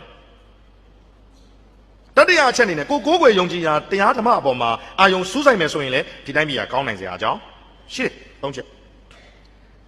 ်ကြာဆင်းသွားတဲ့ပညာရေးကိုပြန်လည်မြင့်တင်မယ်ကြာဆင်းသွားတဲ့စာပေအမှုပညာကိုပြန်လည်မြင့်တင်မယ်ကြာဆင်းနေတဲ့ကိုယ်ွယ်ယုံကြည်ရာဘာသာတရားကိုလည်းမိယိုးဖလာအဆင့်ထက်ကြော်အောင်ကျွန်တော်တို့စဉ်းစားတင်တယ်သောတော်ကရွှေချောင်းပြောင်ပြောင်ဝင်းခေါင်ခေါင်ဆိုတဲ့စကားလေးနဲ့ဆက်လို့ဘာသာတရားအပေါ်မှာကျွန်တော်ညီများကျွန်တော်နှမများသိထင်ပါတယ်အသက်က45နှစ်အင်္ဂါသားရွှေကုံဖျားကိုရွှေကုံဖျားပေါ်တက်လက်ရည်တပတ်ပတ်45နှစ်ဆိုတော့ဖျားကို45ခွက်လောင်းကိုကတော့ချမ်းလို့ရေမချိုးခဲ့ဘူးဖျားကြတော့45ခွက်လောင်းနေတာဖျားသာတက်ရှိဆိုရင်နမိုးနီးယားဖြစ်တယ်ကတိတွေပဲဘာရွယ်ချက်နဲ့လောင်းတာလဲအစိုးဘက်ကရွယ်မပြောပါဘူးသရဝါရီငိမ့်ချမ်းကြပါစေအေးချမ်းကြပါစေခုနှစ်သားသမီးတွေဘုံမကိုကိုတိတ်မုန်းနေတဲ့သူကိုကိုသေးစေချင်နေတဲ့သူတို့ဒီနေရာမှာဘုရားနေရာမှာအစားထိုးပြီးတော့ငါလောင်းလိုက်တဲ့ရေလေးကသူငိမ့်ချမ်းပါစေကိုချစ်တဲ့သူယောဂဗျာဖြစ်နေရင်ကင်းရှင်းပါစေဒါဆိုရင်ဒိဗ္ဗေရှိတယ်45ခွက်ကအလဟတမဖြစ်ဘူးအမေချမ်းပါပါစေအဖေချမ်းပါပါစေဒေါအောင်ဆန်းစုကြည်ချမ်းပါပါစေဒိဗ္ဗေရှိတယ်ဒီ45ခွက်ဟာ45ခုတော့ဟာကိုရှင်းမှန်းမယ်ဆိုရင်တော့မဆိုးဘူးအလဟတတော့ဖြစ်စရာအကြောင်းမရှိဘူးအဲ့လိုမဟုတ်ဘူးကိုက45နှစ်ပြည့်တဲ့အတွက်ဆိုရင်တော့ဘုရားနမိုးနီးယားဖြစ်အောင်ပဲရှိမယ်ပြီးရင်လောက်လေးချီမယ်အမွှေးတိုင်လေးနဲ့ပူဇော်မယ်ညီတို့နှမတို့အမွှေးတိုင်လေးကိုထွန်းပြီးတော့ကိုနှာခေါင်းအောင်မှာကို10မိနစ်လောက်ထားကြည့်ပါနေနိုင်လားလို့10မိနစ်နေနိုင်ရင်နေနိုင်လားနေကြည့်ပါ10မိနစ်လောက်ကိုနှာခေါင်းအောင်မှာကိုထားပြီးနေကြည့်အဲ့လိုနေနိုင်ရင်ဘုရားကိုသွားပြီးတော့ဒုက္ခပေးအမွှေးတိုင်လုပ်ငန်းနဲ့အသက်မွေးတဲ့သူတွေပါရင်ခွန့်လွတ်ပေးပါအမွှေးတိုင်လုပ်ငန်းမရှိတယ်မို့စဉ်းစားတဲ့နဲ့မရှိသင့်ဘူးဆိုတဲ့စကားကိုပြန်ပြင်ပြစေသူများတမန်တော်လုပ်တဲ့ကိစ္စကြီးကိုကျွန်တော်ခက်ပြက်ပြက်ကြီးမရှိသင့်ဘူးလို့ပြောတဲ့အခါကျတော့အစားထိုးတဲ့နဲ့အဲ့ဒီအမွှေးတိုင်လုပ်ငန်းလုပ်တဲ့အတွက်ရွာမှာရှိတဲ့မကြီးပင်တွေကိုပင်တွေပုတ်ပြက်ဝဲတယ်ထိုင်းပင်တပင်တော့9000နဲ့ရောင်းနေဗျာsorry 9000နဲ့ရောင်းနေဗျာအားလုံးသိပါတယ်ထိုင်းပင်လေအဲ့ဒါကိုတရုတ်ကအဲ့ထမ်းတွေကိုခွဲချမ်းစိတ်ပြပြီးလှလှပပပရိဘောကလောက်လိုက်တော့သိစိတ်တယ်ရှုံးပြီနော်ကျွန်တော်တို့တော်တော်ရှုံးပြီခုနစကားလေးကိုပဲနာကျင်သွားမှဆိုလို့ပြန်ပြစေတတိယတော့အမွှေးတိုင်လုပ်ငန်းရှင်တွေများပါခဲ့ရင်အဲ့ဒီအမွှေးတိုင်လုပ်ငန်းကြောင့်တစ်ပင်တွေကိုလိုက်ဝယ်တော့မကြီးပင်တွေကိုပင်တွေအမုံချစ်ပြီးတော့ထဲ့တယ်ဗျာနန်တဖြူဆိုပြီးတော့ရောင်းတယ်ကရမက်ဆိုပြီးရောင်းတယ်တကယ်ထည့်နိုင်လို့လားနန်တဖြူတွေကရမက်တွေကြီးပဲတကယ်လုံနိုင်လို့လားဗျာမလုံနိုင်ပါဘူးဒါကြောင့်မလို့တခါမှမဖြစ်ဘူးတဲ့ရေးကြီးတာတွေငလင်းတောက်ခတ်တာတွေမုံတိုင်းတိုက်တာတွေကျွန်တော်အများကြီးကြုံရပြီမလားအရင်တော့တခါမှမကြုံဘူးတဲ့သဘာဝဘေးအန္တရာယ်တွေအခုကျွန်တော်တို့ကြုံနေရပြီလေနော်ခုနနာကျင်သွားမှာဆိုလို့အမွှေးတိုင်လုပ်ငန်းရှင်တွေကိုကျွန်တော်ပြန်ပြီးတော့ဒီမှာ request လုပ်ပါတယ်နော်နည်းနည်းလေးစဉ်းစားပါဘယ်နည်းနဲ့အစားထိုးမလဲတေချာတာကတော့အဲ့အနက်နေကျွန်တော်မခံနိုင်ဘူးချင်းစေးကွေကထွက်တဲ့ toxic ကြောင့်အဆိပ်ကြောင့်အဆုတ်ကင်ဆာရောဂါဖြစ်တယ်လို့အကုန်လုံးကညွှန်ပြနေပြီနော်ဒါသူများစီးပွားရေးကိုတုံးနဲ့ထိုးတဲ့သဘောမျိုးတော့ဖြစ်နေတယ်ဒါပေမဲ့ကျွန်တော်တို့စဉ်းစားဆင်ခြင်တဲ့အရာထွန်းကြတယ်ပေါ့ဗျာကိုခံနိုင်လို့လားကိုတော့မခံနိုင်ဘူးသူများကြတော့သွားလုပ်တယ်ဘုရားရဲ့ဓမ္မဟာကိုချင်းစာတရားကိုဦးစားပေးတဲ့အကြောင်းချင်းရာတွေဖြစ်ပါတယ်သူများကိုစာနာတတ်ဖို့ညှာတာတတ်ဖို့သူများအတွက်ကိုစဉ်းစားပေးတာပါအတက်ပြန်သုံးတိုင်းကျွန်တော်တို့ရဲ့ဘာသာတရားဟာတခြားသောဘာသာဝင်တွေပိုင်းခွင့်လွှတ်ပေးနော်ကျွန်တော်ပြောတဲ့စကားတွေမှာမကောင်းတဲ့စကားမပါပါဘူးကျွန်တော်တို့ဘာသာတရားရဲ့အဓိကချက်ကသူများကိုတွေးပေးတာသူများအတွက်တွေးပေးတာကံ၅ပါးအနေစာကြည့်မလိန်နဲ့မတတ်နဲ့မခိုးနဲ့အရက်မတောက်နဲ့သူများအတွက်ကိုတွေးပေးတာနော်ဖြစ်လာနိုင်တဲ့အရာတွေကိုကိုချင်းစာနာမှုကိုဖော်ညွှန်းတဲ့စိတ်ပိုင်းဆိုင်ရာဖြစ်ပါတယ်ကျွန်တော်တို့လေးလေးနက်နက်နားလည်ဖို့ကောင်းတယ်လေးလေးနက်နက်နားလည်ရင်အခုဆောင်ရွက်နေတဲ့ကိစ္စရပ်တွေကိုစိုးနေတဲ့ကိစ္စရပ်တွေလည်းနည်းသွားမယ်ကောင်းတဲ့ကိစ္စတွေလည်းပုံများလာနိုင်တယ်ဘာသာတရားကိုသာတကယ်နားလည်ဒါပေမဲ့လူတွေကနားမလည်ကြဘူးတော်တော်များများကျွန်တော်လူကြီးများခွင့်လွှတ်ပေးပါဆရာဆရာမများခွင့်လွှတ်ပေးပါကျွန်တော်ကလေးတွေကိုရွယ်ပြီးပြောနေတာဖြစ်ပါတယ်ဟာဘုံကထိန်တယောက်ကလုံးပြောနေတာပဲဘုံကထိန်ကြုံတော့ကြုံခဲ့နော်ကထိန်သင်္ကန်းကတိနာအင်မတန်မှလှူခဲ့ရတဲ့သင်္ကန်းအချိုးကြီးတဲ့သင်္ကန်းဒါပေမဲ့ကျွန်တော်တို့ကဘုံကထိန်မလို့လုပ်နေလေတီးဝိုင်းတီးတဲ့ကောင်လည်းမူးလို့ကားတဲ့ကောင်လည်းမူးလို့ပရိသတ်မထားတဲ့ကောင်လည်းမူးလို့ဘုံကထိန်ကဝီစကီကထိန်ဖြစ်နေအကုန်မူးနေတာမော်ပြီး တိုက်ကြီးအဲ့ဒီဘက်အဲ့ဒီဘုံကထိန်ကာလရောက်ရင်ကျွန်တော်တို့တရိယာပါခင်ဗျားကအနည်းဆုံး2 နာရီပိတ်မိစေရမယ်လမ်းပေါ်မှာကိုပိတ်ပြီးရတာပွမ်းပွမ်းမရဲတရားလေးပွမ်းပွမ်းတိလိုက်ကြည့်တယ်သူကအဲ့ဒီခုနဒီအလှနဲ့ပတ်သက်လို့တာဝန်ရှိလို့ပေါ့ဗျာလက်ပတ်အနီပါနာနဲ့လို့ကြည့်တဲ့ပုံစံကဒီမှာကတော့နိဗ္ဗာန်ကိုရောက်မဲ့အလှဌာနအကြီးကြီးကိုဆောင်းနေတယ်မင်းအကုသိုလ်ကောင်းလားဆိုတော့မျက်တောင်းနဲ့မကြည့်ရင်ကံကောင်းကြည့်မယ်ကြည့်ရမင်းပါကောင်းလေဒီမှာကတော့တိတ်ကိုအရေးကြီးတယ်ဘာသာတရားတော့တိတ်ကိုအထုံးမြတ်ဖြစ်တဲ့လုပ်ငန်းကြီးကိုဆောင်းရနေတယ်မင်းပါဖြစ်နေရထားလိုက်ဆိုင်ရငါပိတ်ထားသူယုံကြည်တာသူလုပ်လေလမ်းတော့မပိတ်နဲ့လေ2 နာရီလောက်ကြာမယ်နော်အနည်းဆုံးမော်ဘီမှာနေပညာတက္ကသိုလ်ရှိပါတယ်ဆိုတော့ဘုံကလေးပါလုံးမူးနေတယ်ဝီစကီကထိန်ဖြစ်နေတယ်အဲ့တော့ကျွန်တော်ရင်းနှီးတဲ့ဆရာတော်တွေတန်ခါတော်တွေပြောတယ်ကျောင်းဘဝကနေရိုက်လွတ်ပါဗျာလို့မူးနေတဲ့ကောင်ရိုက်လွတ်တယ်ဘုန်းကြီးကလည်းခပ်ပြုံးမဲ့ပြန်ဖြေပါအဲ့ဒါဆိုရင်တော့အလူကဘာမှရမှာမဟုတ်တော့ဘူးတကားကြီးတဲ့အလူရှင်ကစပြီးတော့ဟိုအောက်ဆုံးတွေအကုန်မူးနေကြတာတဲ့နောက်ထပ်ပြောတဲ့စကားလေးတစ်ခုရှိပါသေးတယ်အဲ့ဒါလေးတော့ခြံထားလိုက်ပါမယ်မသိတော့လို့မူးနေတာအကုန်မူးနေတာဆိုတော့ကျွန်တော်တို့ရဲ့စိတ်ပိုင်းဆိုင်ရာစေတနာတွေကနှစ်ကျိတ်ရှစ်စုလှဲ့တယ်သိတယ်နော်ညီတို့နှမတို့နှစ်ကျိတ်ရှစ်စုလှဲ့အဲ့နှစ်ကျိတ်ရှစ်စုမှာပထမဆုံးအဲ့ဒီကားပေါ်မှာတေးသေးချာတတ်တရတင်ထားတယ်ဒီကိုတော်မြတ်ကြီးကြွလာဖို့အတွက်ရှေ့မှာ sound box အကြီးနဲ့အပြိုင်ဆိုင်နော်အရန်ကောင်းတဲ့ sound box တွေနဲ့ပြီးရင်အဲ့ဒီကိုတော်မြတ်ကြီးရဲ့တူညီဝတ်စုံတဲ့မိန်းကလေးတွေအလူကန်တဲ့အဖွဲ့မိန်းကလေးရောက်20လောက်ပြီးရင်အဲ့ဒီမိန်းကလေးရောက်20ကိုနောက်ကကြက်ဖာကြီးရစ်တယ်လို့လိုက်ရမဲ့ကောင်တွေမူးယူနေတဲ့ကောင်တွေဖဏခါကြထိုးထားတဲ့ကောင်တွေတစင်းတွဲကားနဲ့ဘုရားအနောက်မှာရှေ့က sound box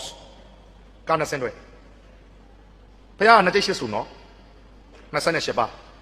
ပထမဦးဆုံးကိုတော်ကြီးကချမ်းရဲ့တကယ်ဆိုအချစ်ပဲလိုတယ်နဲ့ကြွလာဒုတိယကိုတော်ကကတ်ကြွတဲ့အခါမှာဒီတိုင်းတော့မဖြစ်ဘူးသူ့လည်းစိတ်ဝင်စားဖို့လိုတဲ့ခါကျတော့ဝမ်းစုခိုင်သိန်းရဲ့မက်လောက်ဆရာတကွက်မှမရှိနဲ့လားအဲ့ဒီမှာတတိယကိုတော်စဉ်းစားတယ်မဖြစ်ဘူးဒီကောင်လေးကြော်ဘောတော့ငါနင်းနီလေးကိုအားကိုးမှဖြစ်မယ်ဆိုပြီးတော့ဂယ်ပဲနဲ့လားပါတိတ်ပဲရှိနစ္စာဂီတဝါဒိတတရခါပါမှလိမ့်ကြံဉာဏ်ကိုရှောင်ကြပါတယ်ဂီတကိုရှောင်ကြပါတယ်အေဂျန်စိတ်ငြိမ်တဲ့နေရာမှာစောက်တည်နေထိုင်ပါမယ်ပြန်စဉ်းစားကြည့်ပါဦးဘိုင်းတို့ကြည့်တဲ့စူးနေနေအကုန်လုံးလည်းမူးနေတယ်ဆောတော့ပြောတဲ့ပုံမှန်တလားအခုတော်တော်စိုးစိုးဝါမြင်ရပါပြီစွန်းသိန်းအောင်ပွဲဆိုပြီးတော့ကိုလုံးကိုပေါက်ခတ်တောင်းတဲ့မျိုးသမီးတယောက်ကအတွင်းကံပေါင်းမှုလေးနဲ့ကားပေါ်မှာကနေပါတယ်ရှေ့ကတယောက်ကအော်နေပါတယ်ခုလိုအောင်မြန်စွန်းသိန်းအောင်ပွဲကြီးကိုအောင်မြင်အောင်ခုလိုဝိုင်းမင်းဆောင်ရတော့ကျေးဇူးတင်တဲ့ကြောင့်ဟိုမျိုးသမီးက disco dance နဲ့ကနေတယ်အပေါ်ကတော့လုံနေအောက်ကတော့အတွင်းကံလေးနဲ့ night club ထဲမှာဝေးရမယ်ပုံစံမျိုးဘာတွေလုပ်နေကြတာလဲဘလူတွေနားလည်နေကြတာလဲကျွန်တော်တိုင်းပြည်ရဲ့အနာဂတ်ကဘာလဲလူတွေအဲ့လောက်ထိယိုယွင်းကုန်ပြီလားဒါကတော့စာပေအမှုပညာနဲ့ဆိုင်တဲ့အပိုင်းဖြစ်ပါတယ်တကယ်တော့ကျောင်းမှာသင်ပေးလိုက်တဲ့ပညာရင်ဒီစာပေကတွင်းရဲ့ကျွန်တော်တို့သွားရမှာဒါပေမဲ့ကျွန်တော်တို့နိုင်ငံဟာစည်ရင်တော်ပါတဲ့နိုင်ငံဖြစ်တယ်လိုအပ်ချက်တွေရှိတဲ့နိုင်ငံဖြစ်တဲ့အခါကျတော့ကျွန်တော်တို့မှာအားနည်းချက်တွေရှိတယ်အဲ့တော့ကျွန်တော်တို့ကအားကစားမှလည်းမအောင်မြင်စီးပွားရေးမှလည်းမအောင်မြင်ဘာသာရေးကြလည်းရှင်းရှင်းလင်းလင်းမသိပညာကြတော့လည်းဟိုမရောက်ဒီမရောက်ဒါကျွန်တော်တို့ဘာသိလဲဘာကျွမ်းတယ်လဲကျွန်တော်အတင်းပြောတဲ့နေရာမှာကျွမ်းတယ်မနာလိုဝင်တိုအိတ်တာမစ္စရိယဖြစ်တဲ့နေရာမှာကျွမ်းတယ် Facebook ပေါ်မှာကြည့်လိုက်တနေ့ကုန်ထိုင်ဆန်းနေတာကျွန်တော်အမေတော့ဆုံးပါပြီဗျာအောက်ကဟာဟာတဲ့အနားမလဲဘူးအမေဆုံးပြီကိုဘာလို့ဟာဟာပေးတာလဲဒါတွေကရေးတော့မကြည့်ပါဘူးဒါပေမဲ့သူများအမေဆုံးတာလေဟာဟာတဲ့မနေနိုင်တဲ့တယောက်ကပြောတယ်ခမများဗျာတဲ့သူများအမေဆုံးတာရောဟာဟာတော့မလုပ်သင့်ပါဘူးဗျာလို့ပြောတဲ့ချိန်မှာသူကမင်းမလိုက်သေးလိုက်တဲ့သူ့အမေကငါအမေမဟုတ်ဘူးတဲ့ဟာအစဲတွေပါတယ်နော်ယောက်ျားချင်းအောင်ပြောမထွက်တဲ့အစဲတွေပါကျုပ်ဘာတွေဖြစ်ကုန်ပြီလဲဗျာစိတ်ပြက်စရာကောင်းတဲ့ချင်းနေနော်အဲ့တော့ကျွန်တော်ရဲ့လေးနက်မှုတွေကိုတိဆောက်ဖို့လိုပါလိမ့်မယ်ဒါလေးတွေကကျွန်တော်ညီလေးကျွန်တော်နှမတွေကိုခုလိုဇုံလိုက်တွေ့တော့မှသိစေချင်လို့တောင်းဆိုတောင်းသားတွေဆိုတော့တိုက်ချီရိုးတော့ဟောသွားတာပေါ့ပကံကြောင်လို့သွားတာပေါ့ကျွန်တော်လည်းသွားခဲ့တာပဲကျွန်တော်အခုအိမ်တော်ပဲဖြစ်နေတဲ့ဇနီးတဲ့အဲ့တော့ချစ်သူပေါ့ဒုတိယနေ့တောင်းသားဘွားအဖြစ်မပေးသေးဘူးတိုက်ချီရိုးသွားတော့ဘယ်ရမလဲတိုက်ချီရိုးမှာအရန်အေးတာနဲ့အဖြစ်မပေးတာနဲ့ဘာဆိုင်လဲအရန်အေးတာတိုက်ချီရိုးမှာအရန်အေးတော့သူအနွေးတွေဝတ်တယ်ဒါပေမဲ့မရဘူးလေချမ်းသာနှလုံးသားထဲထိရောက်တဲ့ကိစ္စမင်းကလေးဆိုတော့သူတောက်လို့စားလို့လည်းမရဘူးလေတိုက်ချီရိုးတောက်ဆရာစားကြလည်းမရှိဘူးလေဘယ်လိုလုပ်မလဲနောက်ဆုံးတော့သူကျွန်တော်ရင်ခွင်ကလွဲပြီးရွေးစရာမှမရှိတာအခုသားနှစ်ယောက်ရဲ့မိခင်ကျွန်တော်လည်းသွားခဲ့ပါတယ်ခင်ဗျားတို့လည်းသွားမှာပါသွားပေါ့ကျွန်တော်တွယ်ဝိုက်ပြီးဝန်ခံတာသူ့ထမိန်တို့ကိုကျွန်တော်ဟာလွန်ခဲ့တဲ့နှစ်အစိတ်လောက်ကလေးကထမ်းခဲ့တဲ့ကောင်ပါလို့ပြောချင်တာပါရုံးမြေကြပေါ့နော်အခုလည်းထမ်းနေရတာပါပဲတိုက်ချီကိုသွားတယ် ပြောကြတယ်ရက်ကွက်ထဲမှာကုမ္ပဏီတွေမှာအားလုံးချက်ချင်းသွားမယ်မနစ်ကတစ်ခေါက်ရောက်ပြီဒီနေ့ဒုတိယခေါက်အေးပြောစရာကြီးနော်နောက်နေ့လည်းသွားအောင်မယ်၃ခေါက်မြောက်ဟဲ့သွားလိုက်လားဘာဖြစ်လို့လဲအိုးဆရာလဲချက်ချင်းရုပ်ကို၃နှစ်ဇက်တိုက်သွားရင်အရာအောင်မြင်နေဆရာစီဝါတို့တယ်တဲ့သမီးတို့လာသားတွေပါလေတိုးမှာပေါ့ဆရာရဲ့မနေနိုင်မှုဒီပါဇက်ကပြောမိတယ်အဲ့ဒီရသေးတောင်မှာထမ်းနေတဲ့အထမ်းသမားတွေကနှစ်30ရှိပြီလို့နင်တို့က3နှစ်တက်ရင်စီးပွားဖြစ်တယ်ဆိုရင်အဲ့ဒီကောင်ကနင်တို့ရဲ့10စားလို့ခုချိန်ထိမွဲနေတော့လို့ငါအင်တာဗျူးလုပ်ခဲ့တော့အောင်ဖြေတယ်လို့ဆရာအရင်နှစ်တွေလောက်ထားမကောင်းဘူးဒီကောင်တွေစီးပွားမတိုးရပြင်စီးပွားကြအောင်နေသေးတယ်လို့ဖះဖူးတာ business mind နဲ့မဖူးပါနဲ့ဗျာဖះကိုဖះရဲ့ဂုံတော်လေးတင်ချင်းနဲ့ကဘာတသိန်းကြင်ကြံအားထုတ်ခဲ့တဲ့ဖះရဲ့ဂုံတော်ကိုအာယုံပြုတ်ပြီးဖူးပါအရဟံလောက်စဉ်းစားရင်တော့ဒိဗ္ဗေရှိပါတယ်စိတ်ကြွယ်ရနိုင်ပဲမကောင်းမှုကိုပြုတော်မမူသောမြတ်စွာဘုရားကျွန်တော်တို့ကစိတ်ကြွယ်ရရောက်ရင်မဟုတ်တာလုပ်ချင်တယ်မြတ်စွာဘုရားရဲ့ဒီအရဟံဂုံတော်ထဲမှာသိကောင်းတာစိတ်ကြွယ်ရနိုင်ပဲမကောင်းမှုကိုပြုတော်မမူသောမြတ်စွာဘုရားဘယ်သူသိမသိသူကိုသူသိတယ်မလုပ်ဘူးပူဇော်ကိုယ်ွယ်မှုကိုခံယူတော်မူလိုက်သောရှင်ဘုရားအရဟံလောက်တည်ရင်ကိုမစိုးဘူးနော်ကျွန်တော်ကြိုက်ဆုံးတော့စောစောပြောတယ်စိတ်ကြွယ်ရနိုင်ပဲမကောင်းမှုကိုပြုတော်မမူသောမြတ်စွာဘုရားဆိုတဲ့အချက်အဲ့တော့ဘုရားကိုဈေးလွတ်တွက်ပြီးမဖူးပါနဲ့စီဝိုင်းလုပ်ငန်းရှင်တွေကတော့ဈေးလွတ်တွက်မှာနော်ဗကံကြောင်ဆိုတော့လေးစုကိုနေချင်းဖူးလို့ကတော့အိုးလူတွေကိုကြိတ်တို့လေးစုတမန်တော်နဲ့ပြောင်းဖူးရမှာ12နိုင်မကြောက်ခင်အဲ့တော့ကျွန်တော်ကပြောရတယ်ကားလည်းစီးရမယ်လှေလည်းစီးရမယ်တောင်ပေါ်လည်းတက်ရမယ်မြစ်ကိုလည်းဖြတ်ရမယ်ကာလနာလည်းတိုက်ကုန်ကြပါဦးမယ်ဟဲ့လို့တဆူချင်းကိုအေးအေးဆေးဆေးဖူးပါလားလို့အားရှာလေးတဲ့လေးစုလုံးဖူးမှကိစ္စပြတ်မှာအေးအဲ့ဒီလေးစုလုံးကိုတမန်နဲ့ထဲနဲ့အဲ့လိုဖူးရင်စီဝါတိုးမယ်ဆိုတာသူတို့ခရီးသွားပို့ဆောင်ရေးအဖွဲ့စီဝါတိုးမယ်လို့ပြောတာနင်တို့ကနားမှမလဲပဲလို့ဒီတစ်ဖွဲ့ကိုတမန်နဲ့ထဲပို့လိုက်တော့တမန်နဲ့ထဲပတ်စံမရဘူးလားနောက်တစ်ဖွဲ့ကိုနောက်တမန်နဲ့ပို့တော့ပတ်စံမရဘူးလားသူတို့တော့စီဝါတိုးတယ်လေတိုက်ထီးရိုးကို၃ခေါက်တိုက်ရင်စီဝါတိုးတယ်ဆိုတော့လေကားသမားတွေကပြောတာလေသူတို့တော့တိုးတယ်လေဒါအခြေခံလေးတွေပါနော်ဘယ်သွားမလို့လဲဖျားဘူးသွားမလို့အော်ကြီးတဲ့နဲ့ဆရာတော်ဖျားများလဲခဏခဏမိတ်ပါတယ်နော်အော်ကိုယ့်အိမ်မှာဖျားမရှိတာကြားနေတာပဲကိုယ့်အိမ်ကဖျားမှာအာမနာအသေးဖွဲလေးတွေပေါ့ဒါလေးတွေကသို့တော့အသေးဖွဲဆိုတော့လည်းပဲအလေးအနက်နားမလဲရတော့ကြားတယ်စွန်းသိန်းအောင်ပွဲဆိုတဲ့စကားကစလို့ဗျာဒါကျွန်တော်တို့ကစာရေးဆရာဆိုတော့မြန်မာသားသမားဆိုတော့ပြောရမှာပဲခဏစွန်းတွေကိုသိမ့်လိုက်တော့အဲ့ကိုတော်တွေကဘာသွားဖုံးပေးမှာလဲဟုတ်လားအဲ့ဒီစွန်းတွေသိမ့်လိုက်ရင်အဲ့ကိုတော်တွေကဘာသွားဖုံးပေးမလဲလို့စွန်းသိန်းအောင်ပွဲသိမ့်ဆိုတဲ့စကားတော့သုံးကိုမသုံးသင့်ဘူးနော်စွန်းအလူအောင်ပွဲအထိန်အမှတ်တနည်းနည်းပေါ့ဗျာတခြားနည်းနဲ့တော့ခုတော့ခါတည်းဒီပဲစွန်းသိန်းအောင်ပွဲဆိုအဲ့စွန်းတွေသိမ့်လိုက်ရင်အဲ့ကိုတော်တွေကဘာဖုံးပေးမှာတော့လို့ဒီကာလနဲ့ဒီကာလအကြားမှာရှိတာစွန်းတွေကိုသိမ့်လိုက်ပြီကဲနောက်တော့ထပ်ပြီးတော့မလူတော့ဘူးဆိုရင်ဘယ်နဲ့လုံးမလို့ဆိုတော့တိုင်းပြည်ကိုပြန်လဲပြီးတော့ပြင်ဆင်စရာအချက်၃ချက်ပါလို့ကျွန်တော်ကပြောပါတယ်ပညာရေးရသစာပေကလည်းကြာနေပါပြီပညာရေးကြာနေတယ်ပြန်မြင့်တင်ရမယ်စာပေကြာနေတယ်မြင့်တင်ရမယ်တတိယကတော့လူတိုင်းကိုကိုးကွယ်ယုံကြည်ရာဘာသာတရားနဲ့နိုင်ရှင်တဲ့အချက်နော်အဲ့တော့အခုကျွန်တော်စကားပြောတာတနားရီနီးပါးလောက်ရှိပြီကျွန်တော်ခွဲတန်းကတနားရီနဲ့15မိနစ်လောက်ရတာပေါ့နော်နောက်မှဆရာမောင်သားချိုလဲလာအောင်ပါစကားပြောတာအားရပါတယ်ဒီထက်တော့အများကြီးပြောချင်တာပေါ့နော်နောက်ကိုအကြံပေးခြင်းနဲ့ဟောပြောပွဲလဲလုပ်ပါဆွေးနွေးပွဲလေးအတွက်လည်းလုပ်စေခြင်းနဲ့ဒါကတော့ကျွန်တော်တို့အကြီးပြောတာကျောင်းသူကျောင်းသားတွေကပြန်ပြောတဲ့ဟာမျိုးကျွန်တော်ကြားခြင်းနဲ့ရုပ်တရက်ပြန်ဖြေရမယ်မိကုန်းနေနော်ဟာဗာလဲဆရာကိုဘာမေးဖြေနိုင်တယ်ဆိုပြီးတော့စိန်ခေါ်လာလားမဟုတ်ဘူးအဲ့လိုမဟုတ်ဘူးရိုးသားတဲ့စိတ်နဲ့ပြောတာသိရင်ဖြေမယ်မသိဘူးပေါ့ကျွန်တော်လည်းအကုန်လုံးတော့ပဲသိပါမလဲပဲတတ်ပါမလဲကျွန်တော်သိတာတတ်တာကျွန်တော်သိတယ်တတ်တယ်ဖြေမှာပေါ့ကျွန်တော်မသိတာမသိဘူးပြောရုံပေါ့ဘယ်သူတော့သိနိုင်တယ်ညွှန်မှာပေါ့ဒ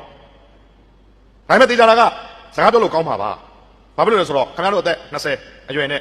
ကျွန်တော်တို့2ဆ3ဆရှိတဲ့အရွယ်ကျွန်တော်45ဆို2ဆကျော်ရှိတယ်ဆရာဦးသားဆို60ဆိုရင်3ဆနီးပါးလောက်ရှိတယ်လောကတွေ့ကြုံလူဘဝတွေ့ကြုံကိုဒီလိုဖြတ်သန်းခဲ့တဲ့လူတွေအနေနဲ့စကားပြောလို့ကောင်းမှာကတော့သိကြပါတယ်နော်နောက်နှစ်တွေဆိုရင်ဟောပြောပွဲလဲဆက်ပြီးတော့လုပ်ပါဆွေးနွေးပွဲတွေကိုလည်းလုပ်စေချင်တယ်အဲ့တော့ကျွန်တော်အဓိကပြောတဲ့3ချက်မှာဒီတနားရီလောက်အတွင်းမှာပညာရေးကိုကျွန်တော်ပြောတယ်ကျွန်တော်တို့ဒီတိုင်းနေလို့မရဘူးအများကြီးလုပ်ရမယ်ဘိုလ်ချုပ်စကားနဲ့ပြောရင်ဘိုလ်ချုပ်ရဲ့မွေးနေ့ဆရာမောင်သားချိုလက်တိုင်အများကြီးပြောမှာပါနော်ကျွန်တော်2ယောက်ကထပ်နေနားထောင်လို့မကောင်းပါဆိုလို့ဘိုလ်ချုပ်ကပြောခဲ့တဲ့စကားရှိတယ်ပြဲနေအောင်လုပ်နိုင်မှတန်ခါကြမယ်တဲ့တော့တကယ်လုံးဝမှာနော်ပြဲနေအောင်အချိန်ကြီးကလုံးဝနောက်ကျသွားပြီအဲ့တော့ပညာရေးကိုကျွန်တော်တို့လုပ်ရမယ်နောက်တစ်ခုကရသစာပေအနုပညာကိုမခံစားတတ်တဲ့အတွက်တိုင်းပြည်ဒီလိုချင်းနေရောက်နေတာလဲတပိုင်းပါတယ်ပညာသင်တာကတော့ IQ ပေါ့ဗျာ intelligent quotient လို့ခေါ်တယ်အုံနောက်ပေါ့အနုပညာကတော့ EQ emotional quotient ခံစားမှုအရေးသွေး IQ ကောင်းရင်တော်မယ် EQ ပြည့်စုံရင်ကောင်းမယ် တော်လဲတော်ကောင်းလဲကောင်းမှလောကကြီးတော့သုံးဝင်တာဗျလောကကြီးမှာအကြောက်အဆုံးလူသားကတော့တော်ပြီးမကောင်းတဲ့လူတွေလောကမှာဒုက္ခအပေးနိုင်ဆုံးသူတွေသည်တော်ပြီးမကောင်းတဲ့သူတွေဟစ်တလာသိတော်တယ်နော်ဟစ်တလာသိတော်တယ်မကောင်းဘူးယူ6တန်းလောက်တပ်ပြတာပဲလေအော့စဝစ်အကျဉ်းစခန်းအကုန်တပ်ပြတာတော်တော့လူတော်ပဲဟစ်တလာဆွဲတဲ့ပကြီးကားတွေတော်တော်လက်ရမြောက်တယ်နော်ဟစ်တလာဆွဲတဲ့ပကြီးကားအနုပညာစိတ်လည်းရှိတယ်နော်စာလည်းအလုံးဖတ်တယ်လို့သိရတယ်ဟစ်တလာညာလည်းတော်တော်ကောင်းတယ်နော်ဟောတယ်ပြောတဲ့နေရာမှာလည်းသူကဆရာသူ့ကိုသဘောတူလက်ခံအောင်ပြောတဲ့နေရာမှာတတ်ထားတဲ့ခုနပစ္စည်းကမျက်မှန်ပါညာဝုန်းတိုင်းပေါက်ခွဲဒါ action တွေပေါ့ဗျာမိုက်တယ်သူကအဲ့ဒီနည်းနဲ့သူ့ရဲ့ပါတီကအောင်မြင်တာအပြောဟောကလည်းကောင်းတယ်လို့ဆိုတဲ့လူတော်ကြီးတယောက်ပဲပြဿနာမကောင်းတာကျွန်တော်တို့တိုင်းပြည်ကျွန်တော်တို့နိုင်ငံမှာလည်းတော်တဲ့သူတွေအများကြီးပဲကလွယ်အောင်ပြောမယ်ဗျာကဲဒီကနေ့ကျွန်တော်တို့ဒါရိုးပဲနားထောင်ပါနော်ကျွန်တော်လည်းရိုးပဲပြောတာကျွန်တော်နိုင်ငံမှာအဖွဲ့အစည်းကဒုက္ခရောက်နေတယ်လက်နဲ့ကင်ထားတဲ့တက်နဲ့ပြည်သူလူထုနဲ့ရှားမှာနည်းနည်းလေးအခက်အခဲရှိတယ်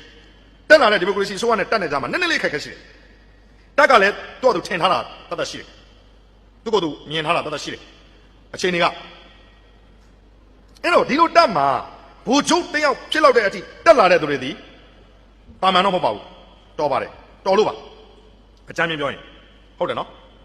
်လက်ခံတယ်နော်ကျွန်တော်တို့တော်လို့ပါဒါပေမဲ့ကျွန်တော်ဆက်ပြောချင်တဲ့စကားပါလေသူတို့တော်ရုံမဲတော်တာမကောင်းဘူးမကောင်းကြဘူးလက်ခုပ်တရားပြောတာမျိုးမဟုတ်ပါဘူးမကောင်းကြဘူးဒီနေ့တိုင်းပြည်ရဲ့အခြေအနေကအတက်ပြောလိုက်ရင်ဘိုးချုပ်မကြီးမင်းအောင်လှိုင်ရဲ့သဘောထားပေါ်မှာမူတည်တယ်နော်ဖြစ်လာအောင်အကောင့်ထဲဖော်ပေးနိုင်စွမ်းရှိတာကကောင်းဆန်းစုကြည်ဖြစ်ခွင့်ခလုတ်ကိုရက်စော်နိုးခလုတ်ကိုကင်ထားတာကကာဝေးဦးစီးချုပ်ကာဝေးဦးစီးချုပ်တယောက်တည်းပြောင်းယုံနဲ့ဒီနိုင်ငံပြောင်းတယ်ကျွန်တော်ရိုးရိုးပြောတာနော်ကာဝေးဦးစီးချုပ်ရဲ့အသက်ဟာကျွန်တော်ဦးကြီးသားချင်းအရွယ်ပါကျွန်တော်ရိုးသေးသေးပြောတာပါဘာမှမခံပြောတာမဟုတ်ဘူးသူတယောက်တည်းပြောင်းယုံနဲ့ဒီနိုင်ငံပြောင်းတယ်ဟုတ်ပါသလားကျွန်တော်ပြောတာလက်ခံနိုင်ပါသလားသူပြောင်းရင်ပြောင်းတယ်ဒီနိုင်ငံသူကလူတော်တယောက်ပဲဒါပေမဲ့သူ့မှာခုနကပြောတဲ့တွေ့ညီမှုတွေရှိမှာပေါ့နော်ကျွန်တော်ဒီចောင်းသားတွေဖြစ်တဲ့အတွက်ကျွန်တော်အများကြီးမပြောလို့ပါဘူးတခါတည်းကျွန်တော်နဲ့အစားထိုးပြီးတော့စဉ်းစားတယ်ဟောငါးပါးကာဝေးဦးစီးချုပ်ဆိုရင်ကောင်းပါလို့ကျွန်တော်ဆိုရင်တော့ရှင်းတယ်အမကြီးကိုယ်10နှစ်လောက်ကြီးတယ်လေဒေါအောင်ဆန်းစုကြည်ကကာဝေးဦးစီးချုပ်နဲ့တွေ့အမကြီးအမနဲ့ကျွန်တော်ကမောင်နှမပါဗျာတက်ကလည်းအမအဖေထူထောင်သွားတဲ့တက်ပါခုကဘာလည်းအမကိုအမပါပဲပြည်သူလူထုကလည်းအမပါပဲဒါပေမဲ့အမကြီးကျွန်တော်တို့တက်ကလည်းတက်မှာတက်ဖဲဆိုတာရှိတယ်အမကြီးချိန်နေလဲကြာပြီအမကြီးတိုင်းပြည်လည်းကောင်းစေချင်တာပါပြီအဲ့တော့ကျွန်တော်တို့အလုပ်ကလေးလုပ်အောင်ဒါတွေအမမထိနဲ့ဒါတွေကနတ်နေကိုင်းနေအမဒါတွေမထိနဲ့ဒါတွေကိုကျွန်တော်လိုက်ရောလိုက်မယ်အမလူတွေအမထိန်းထားကျွန်တော်လူတွေလည်းကျွန်တော်ထိန်းထားမယ်ဖြစ်မလားအမတနားရီတော့မကြပါဘူးကြာတကယ်ညှိရင်ကျဲချွေတာကိုမြင်လိုက်တဲ့သူနဲ့မမြင်လိုက်တဲ့သူတစ်စက္ကန့်ပဲခြားတယ်အောင်မြင်မှုရတဲ့သူနဲ့ရှုံးနေသွားတဲ့သူတစ်စက္ကန့်ပဲခြားတယ်ပန်းဝင်သွားတဲ့သူနဲ့ခြေချော်သွားတဲ့သူတစ်စက္ကန့်ပဲခြားတယ်ရှင်သန်နေစဲလူနဲ့ကွယ်လွန်သိဆုံးသွားတဲ့သူတစ်စက္ကန့်ပဲခြားတယ်အသိငယ်ဆုံးယူနေရစက္ကန့်မို့လို့ကျွန်တော်စက္ကန့်ကိုပြောရတာလေဒီစက္ကန့်လေးပဲသွားနေတာမဟုတ်ဘူးလားဒီစက္ကန့်လေးသွားနေတာပြောင်းလဲခြင်းနဲ့မပြောင်းလဲခြင်းကြားမှာလည်းတစ်စက္ကန့်ပဲအမကြီးကျွန်တော်ဒါတွေတာဝန်ယူတယ်အမအဲ့ဒါတွေအားလုံးတာဝန်ယူအမလူတွေအမထိန်းထားကျွန်တော်လူတွေကျွန်တော်ထိန်းထားမယ်အမရဲ့ဗိုလ်ချုပ်မှုကြီးတန်းရွှေတက်ကြီးပါပြီသူ့တော်အမရဲ့နတ်နေကိုင်းနေနဲ့ထားလိုက်တော့သူ့လမ်းသူသွားပါလိမ့်မယ်အမရဲ့ဟုတ်တယ်လေသူ့လမ်းသူသွားမှာလေကိုလိုက်သွားလို့မရဘူးသူ့လမ်းသူသွားမှာအမရဲ့သူ့လမ်းသူသွားပါလိမ့်မယ်အေးပါငါမောင်ရဲ့အမလည်းအဲ့ဒါတွေဒုက္ခပေးဖို့စိတ်ကူးမရှိပါဘူးအမလည်းငကိုတွေကမေတ္တာသမားပါသိမခတ်ဘူးဒီအခြေအနေတွေကိုမြင်လို့ဆရာတော်တွေတန်ခါတော်တွေတောင်ဝင်လာပြီးတော့တိုင်းပြည်အခြေအနေကိုပြောရတယ်အခုမုံဆွဲဆိုတဲ့ရုပ်ရှင်အရှင်စန္ဒာတိကရဲ့ဇလံ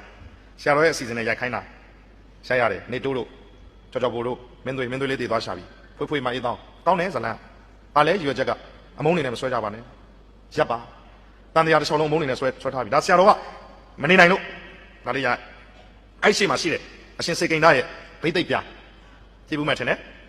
ဘိသိက်ပြိုင်လေဇာသားကြီးစိတ်တဟန်နဲ့တူတယ်နော်ဘိသိက်ပြိုင်အရှင်စေကိန်းသားရဲ့လမ်းညွှန်ချက်နဲ့ရိုက်တဲ့ဟာမာမနာတွေကိုပြိုင်မနေပါနဲ့ထားလိုက်ပါတူဟိုကျောင်းသားတွေဆိုတော့အင်္ဂလိပ်လိုပြောလို့လည်းရပါတယ် due respect mutual respect အပြန်အလှန်လေးစားမှုထားလိုက်ရင်အဆင်ပြေတယ်မင်းဘက်ကလည်းနည်းနည်း short မင်းဘက်ကလည်းနည်းနည်း short ဒါဆရာတော်တွေတန်ခါတော်တွေကမနေနိုင်လို့ဆရာတော်တန်ခါတော်စကားဝင်ပြောတာဟိုနိုင်ငံရေးစကားတွေမပြောဘူးလေသူတို့ကမေတ္တာလေးထားကြပါနော်စောစောကကျွန်တော်ပြောတဲ့အဓိပ္ပာယ်ဒီနိုင်ငံရဲ့အပြောင်းလဲဟာခုနကောင်းဖို့ဒီနှလုံးသားလေးကောင်းဖို့ဒါကြောင့်ဒီစာပေအမှုပညာနဲ့ပတ်သက်လို့ကျွန်တော်တို့ ဒီစကားတွေပြောနေရတာဒီနှလုံးသားလေးတွေကိုပြုတ်ပြင်နိုင်ဖို့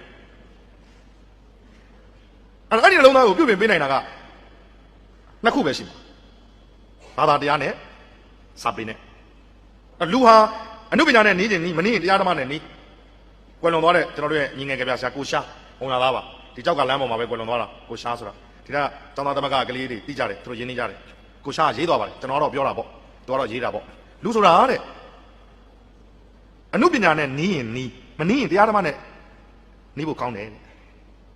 အခုတော့ကျွန်တော်တို့ကဘာဖြစ်နေလဲအနုပညာနဲ့လည်းမနီးဘူးတရားဓမ္မနဲ့လည်းဝေးတယ်ဘာသာတရားလည်းကောင်းကောင်းနားမလည်ဘူးကျွန်တော်တို့ကအနုပညာတော့လည်းခံစားနိုင်သွားမရှိဘူးအဲ့လူတွေကဘာဖြစ်လာလဲဆိုအကျမ်းတေကြီးဖြစ်လာတကယ့်ကိုနော် roughly ပေါ့အစာချမ်းတွေပေါ့မချောမွေ့တဲ့သူတွေဖြစ်လာကျန်တဲ့တွေဖြစ်လာချစ်သူကိုတန်ဖိုးထားရမယ်အစားတက်ကူခံသွားခြင်းတဲ့စိတ်တွေပဲပေါ်နေဒီကနေ့ချစ်သူကိုတန်ဖိုးထားရမှာဒါပေမဲ့စိတ်တွေကအဲ့ဒီနော် Valentine Day ဘာညာသွားဖို့ပဲစိတ်ကူးတွေက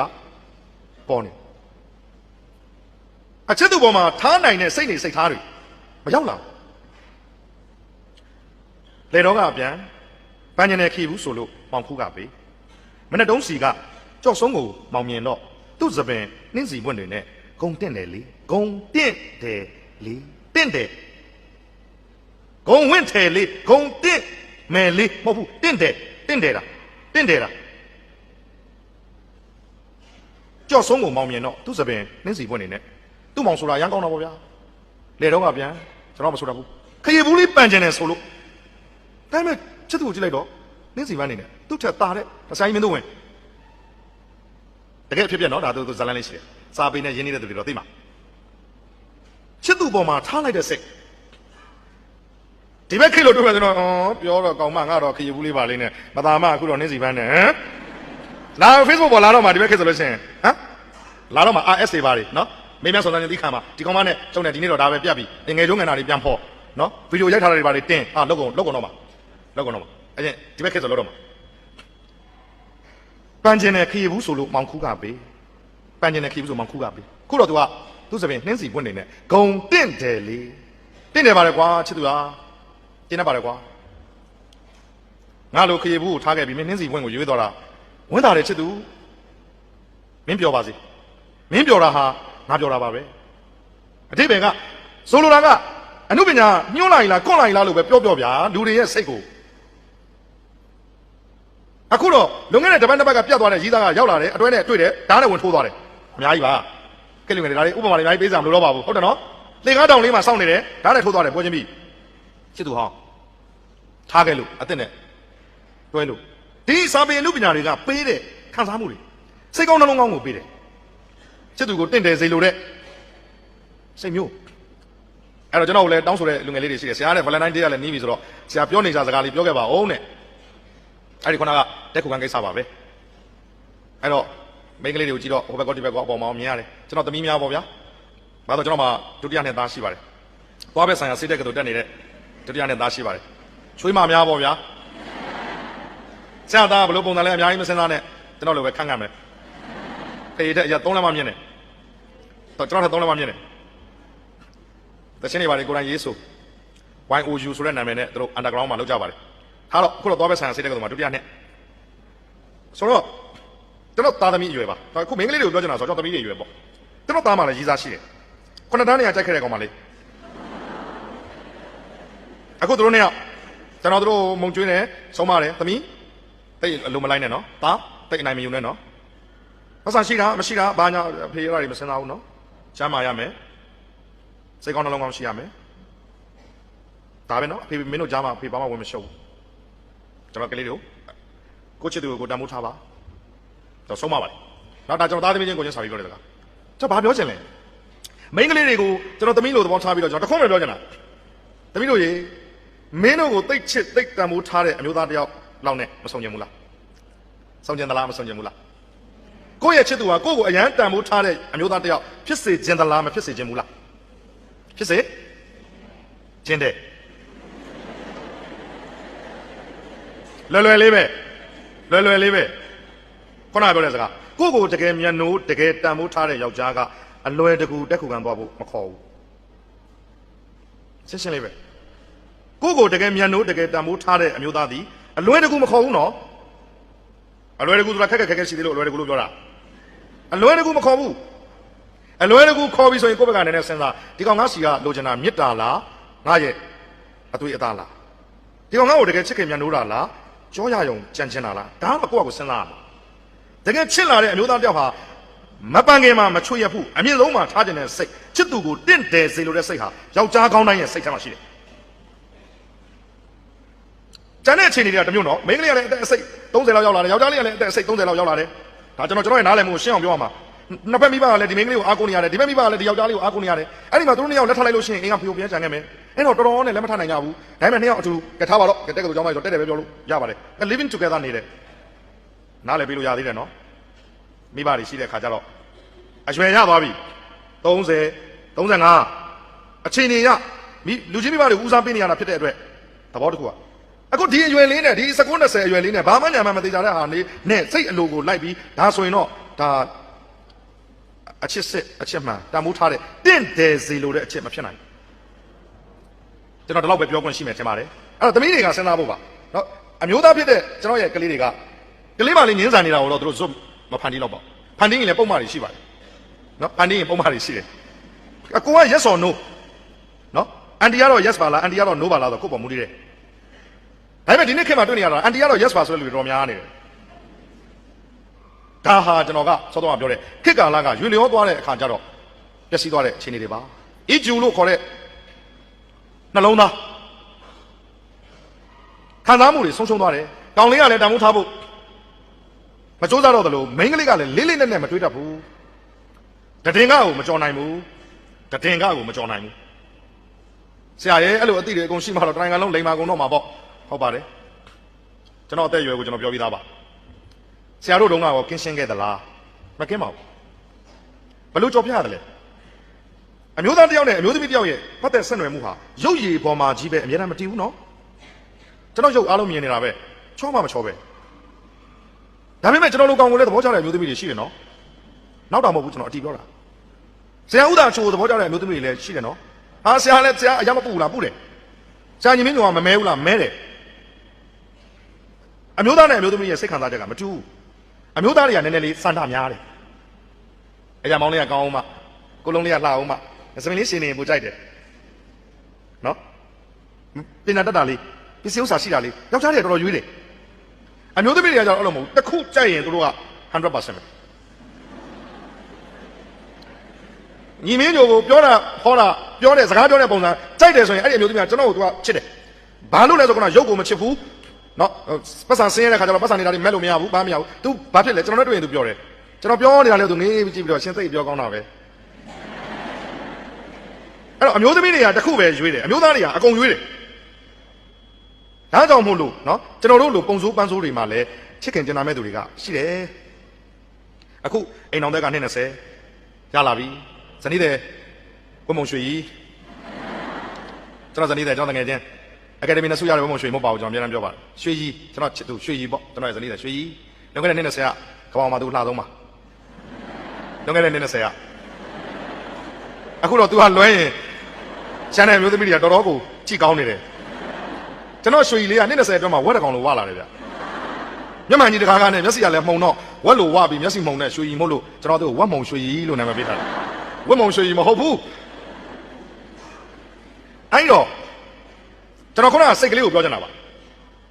ကျွန်တော်တို့ဒီအသက်အရွယ်မှာလုပ်တယ်လုပ်ရတယ်သွားရတယ်ကျွန်တော်နိုင်ငံကျွန်တော်9နိုင်ငံရောက်ဖူးတယ်ဒီပနိုင်ငံ9နိုင်ငံရောက်ဖူးတယ်ဒီနာထိုင်းကနေစပြီးအမေရိကအထိ9နိုင်ငံရောက်ဖူးတယ်မြန်မာပြည်တနိုင်ငံလုံးနှံ့တယ်သူတို့နိုင်ငံသားပေါ့တန်းတန်းဖန်ဖန်အခမ်းတဲ့သူတွေရှိတယ်တန်းတန်းဖန်ဖန်အခမ်းတာအခုမှဥပမာထိုင်းလိုဟာမျိုးပေါ့ဆရာကြီးခုနိုင်တော့နှုတ်ဆက်တော့ဆရာဒီညပြောတော့ဆရာအိမ်ကထွက်လာတာဘယ်လောက်ကြာပြီလဲအေးကျွန်တော်အိမ်ကထွက်လာတာ2ပတ်ဗျ2ပတ်ပြီးတော့အထုပ်ကလေးချပြီးခင်ဗျားတို့လေစိတ်ကိုတန်းဆင်းပြီးတော့လာတာပါဆရာဒါဖြင့်ဝတ်မွှေရွှေလေးကိုဆရာနှုတ်တော်မဆက်လိုက်ရဘူးပေါ့အေးအာဝါလေးတော့ပေးခဲ့တာပေါ့ဗျာဒီလောက်ပဲဟိုတယ်တကားဖွင့်လိုက်တော့အဲမှာပေါင်ဖြူဖြူလေးနဲ့အသက်20ကျော်ကောင်းမလေးတယောက်ဟမ်ဘာလို့တာလဲတာအားတဲ့ဆရာလေးတဲ့ဆရာပဲအိမ်နဲ့2ပတ်လောက်ရှိပြီဆိုတဲ့ပြောပါဆရာရဲ့ကျွန်တော်တို့ကဒါအခမ်းအနာပါဆရာဘယ်သူမှပြန်မပြောပါဘူးဆရာရဲ့သူကပြန်မပြောဘူးဒီကတနိုင်ငံလုံးသိနေပြီ live မလွှင့်တာကံကောင်းကျွန်တော်တော့ဒါတွေကြီးမဆိုင်ပါဘူး ညီမင်းညောကအဲ့လိုတဲ့ခင်ဗျားထင်တာနေမှာပါညီမင်းညောကဟိုလိုတဲ့ခင်ဗျားထင်တာနေမှာပါအမှန်တရားကကျွန်တော်သိပါတယ်ခင်ဗျားထင်တာတော့ခင်ဗျားအထင်တိုင်းပဲရှိပါစေအထင်ဆိုတာတကယ်မှမဟုတ်ပဲအထင်ကြီးတယ်ခင်ဗျာကြီးပေါ့ထင်သေးတယ်ကွာသေးပေါ့မင်းခွန်ရေးပဲတာငါမင်းရဲ့ကြီးချင်းသေးချင်းပေါ်မှာရှုံလိုက်ပွားလိုက်လုံနေတဲ့ဘောလုံးတစ်လုံးမဟုတ်ဘူးငါမူဝါဒနဲ့ငါယက်တည်နေတဲ့ငါခံယူချက်နဲ့ငါပညာနဲ့ငါနှလုံးသားနဲ့ငါရဲ့လောကကိုချစ်တဲ့စိတ်နဲ့ငါယက်တည်နေသောလူတစ်ယောက်ဖြစ်တယ်မင်းထင်တာမင်းပိုင်းမှာငါလောက်ရက်ကငါပိုင်းမှာဒါပါတော့ကျွန်တော်ငယ်ငယ်တော့ရွေးကြတာတွေအများကြီးရှိပါတယ်နော်မကျူးလွန်မဲနဲ့ကျွန်တော်အဲ့ဒီမိမပြက်လို့အိမ်ကနေထွက်လာတာတွေအများကြီးရှိတယ်ပစိုးလေးခြုံပြီးထွက်လာတဲ့ထဲမှာကျွန်တော်ပါတယ်ရက်ကွက်ကတန်းစီပြီးကျွန်တော် AIDS နဲ့သေမဲ့ကောင်းနေခင်ဗျားတို့လိုတက်ကဆိုကြောင်းသားဘွား AIDS နဲ့သေမဲ့ကောင်းနေဟုတ်တယ်အဲ့ဒီထဲက2ကောင်3ကောင်သေသွားပြီ AIDS ပဲ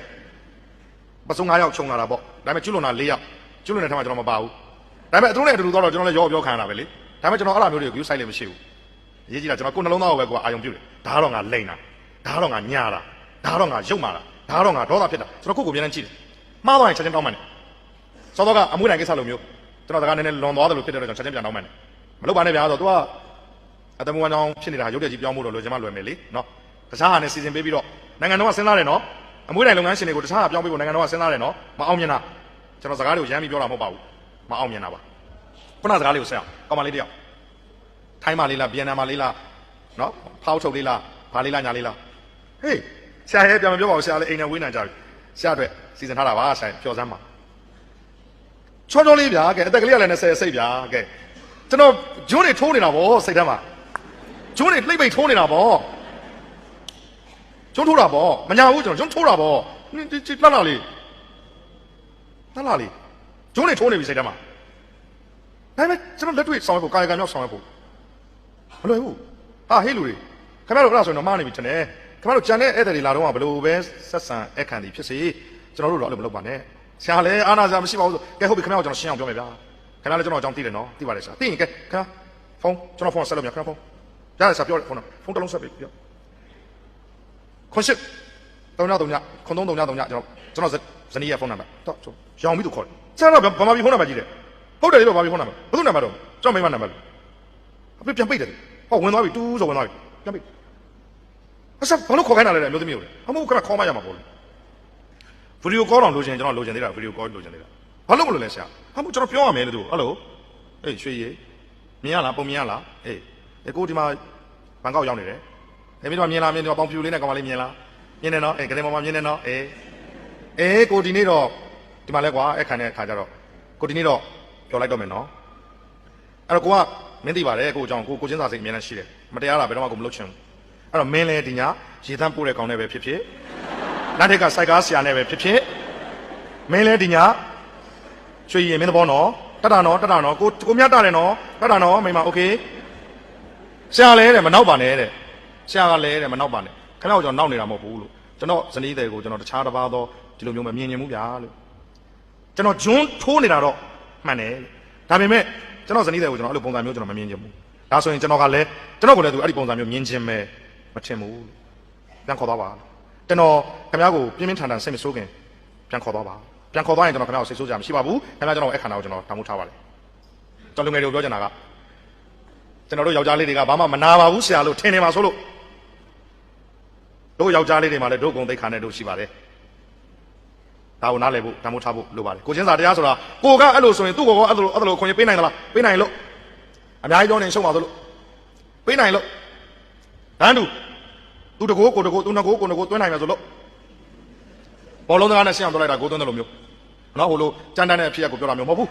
းဒါတော့ကိုချင်းစာတရားဆိုတာကိုနဲ့နှိုင်းရှင်ပြီးတော့ဖြစ်လာတဲ့စိတ်နဲ့စိတ်ထားကိုရွယ်ပါတယ်နော်အဲ့တော့လုံလောက်ပါပြီစကားတွေလုံလောက်ပါပြီဘိုးကြောင့်ဆိုင်ရဲ့မွေးနေ့မှာဆရာမောင်သားဆိုကနောက်ကနေပြောမယ်ဒါကြောင့်ဒီဘိုးချုပ်ရဲ့အကြောင်းတွေတော်တော်များများကိုတော့မပြောတော့ဘဲနဲ့ဆန်ထားခဲ့ပါတယ်အဲ့ဒီထဲမှာမှအံ့ဩစရာကောင်းတဲ့ဘိုးချုပ်ရဲ့လေးစားစရာကောင်းတဲ့ချက်ကပါလဲဘိုးချုပ်ရဲ့အိမ်အောင်သက်ဟာ9နှစ်ရှိပါတယ်ဘိုးချုပ်ရဲ့အိမ်အောင်သက်က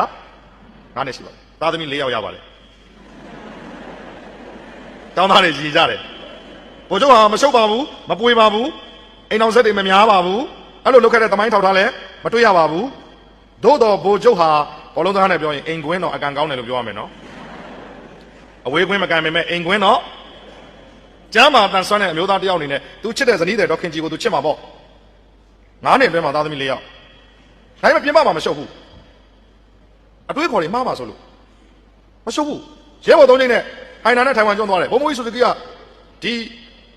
ဂျပန်မျိုးသမီးတွေပျော်မလားဆိုပြီးတော့ဇိမ်မဲတွေနော်လွတ်ပေးတယ်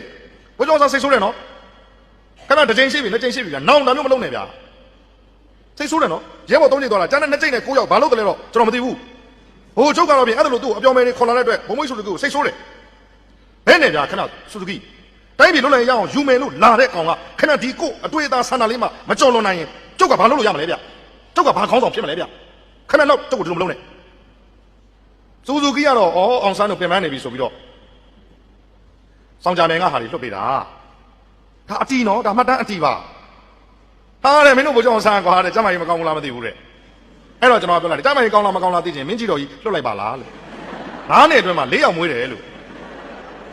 စောင့်ထိန်စရာရှိတာကိုယောက်ျားပြပြသားသားစောင့်ထိန်ခြင်းဖြစ်ပါတယ်ဒါကြောင့်ဒီကနေ့မုံရတက္ကသိုလ်မှာရှိတဲ့ကျောင်းသူကျောင်းသားများအားလုံးကျေးဇူးတင်တယ်လူဟာတော်ဖို့တင်မကကောင်းဖို့လည်းလိုပါတယ်တော်လဲတော်ကောင်းလဲကောင်း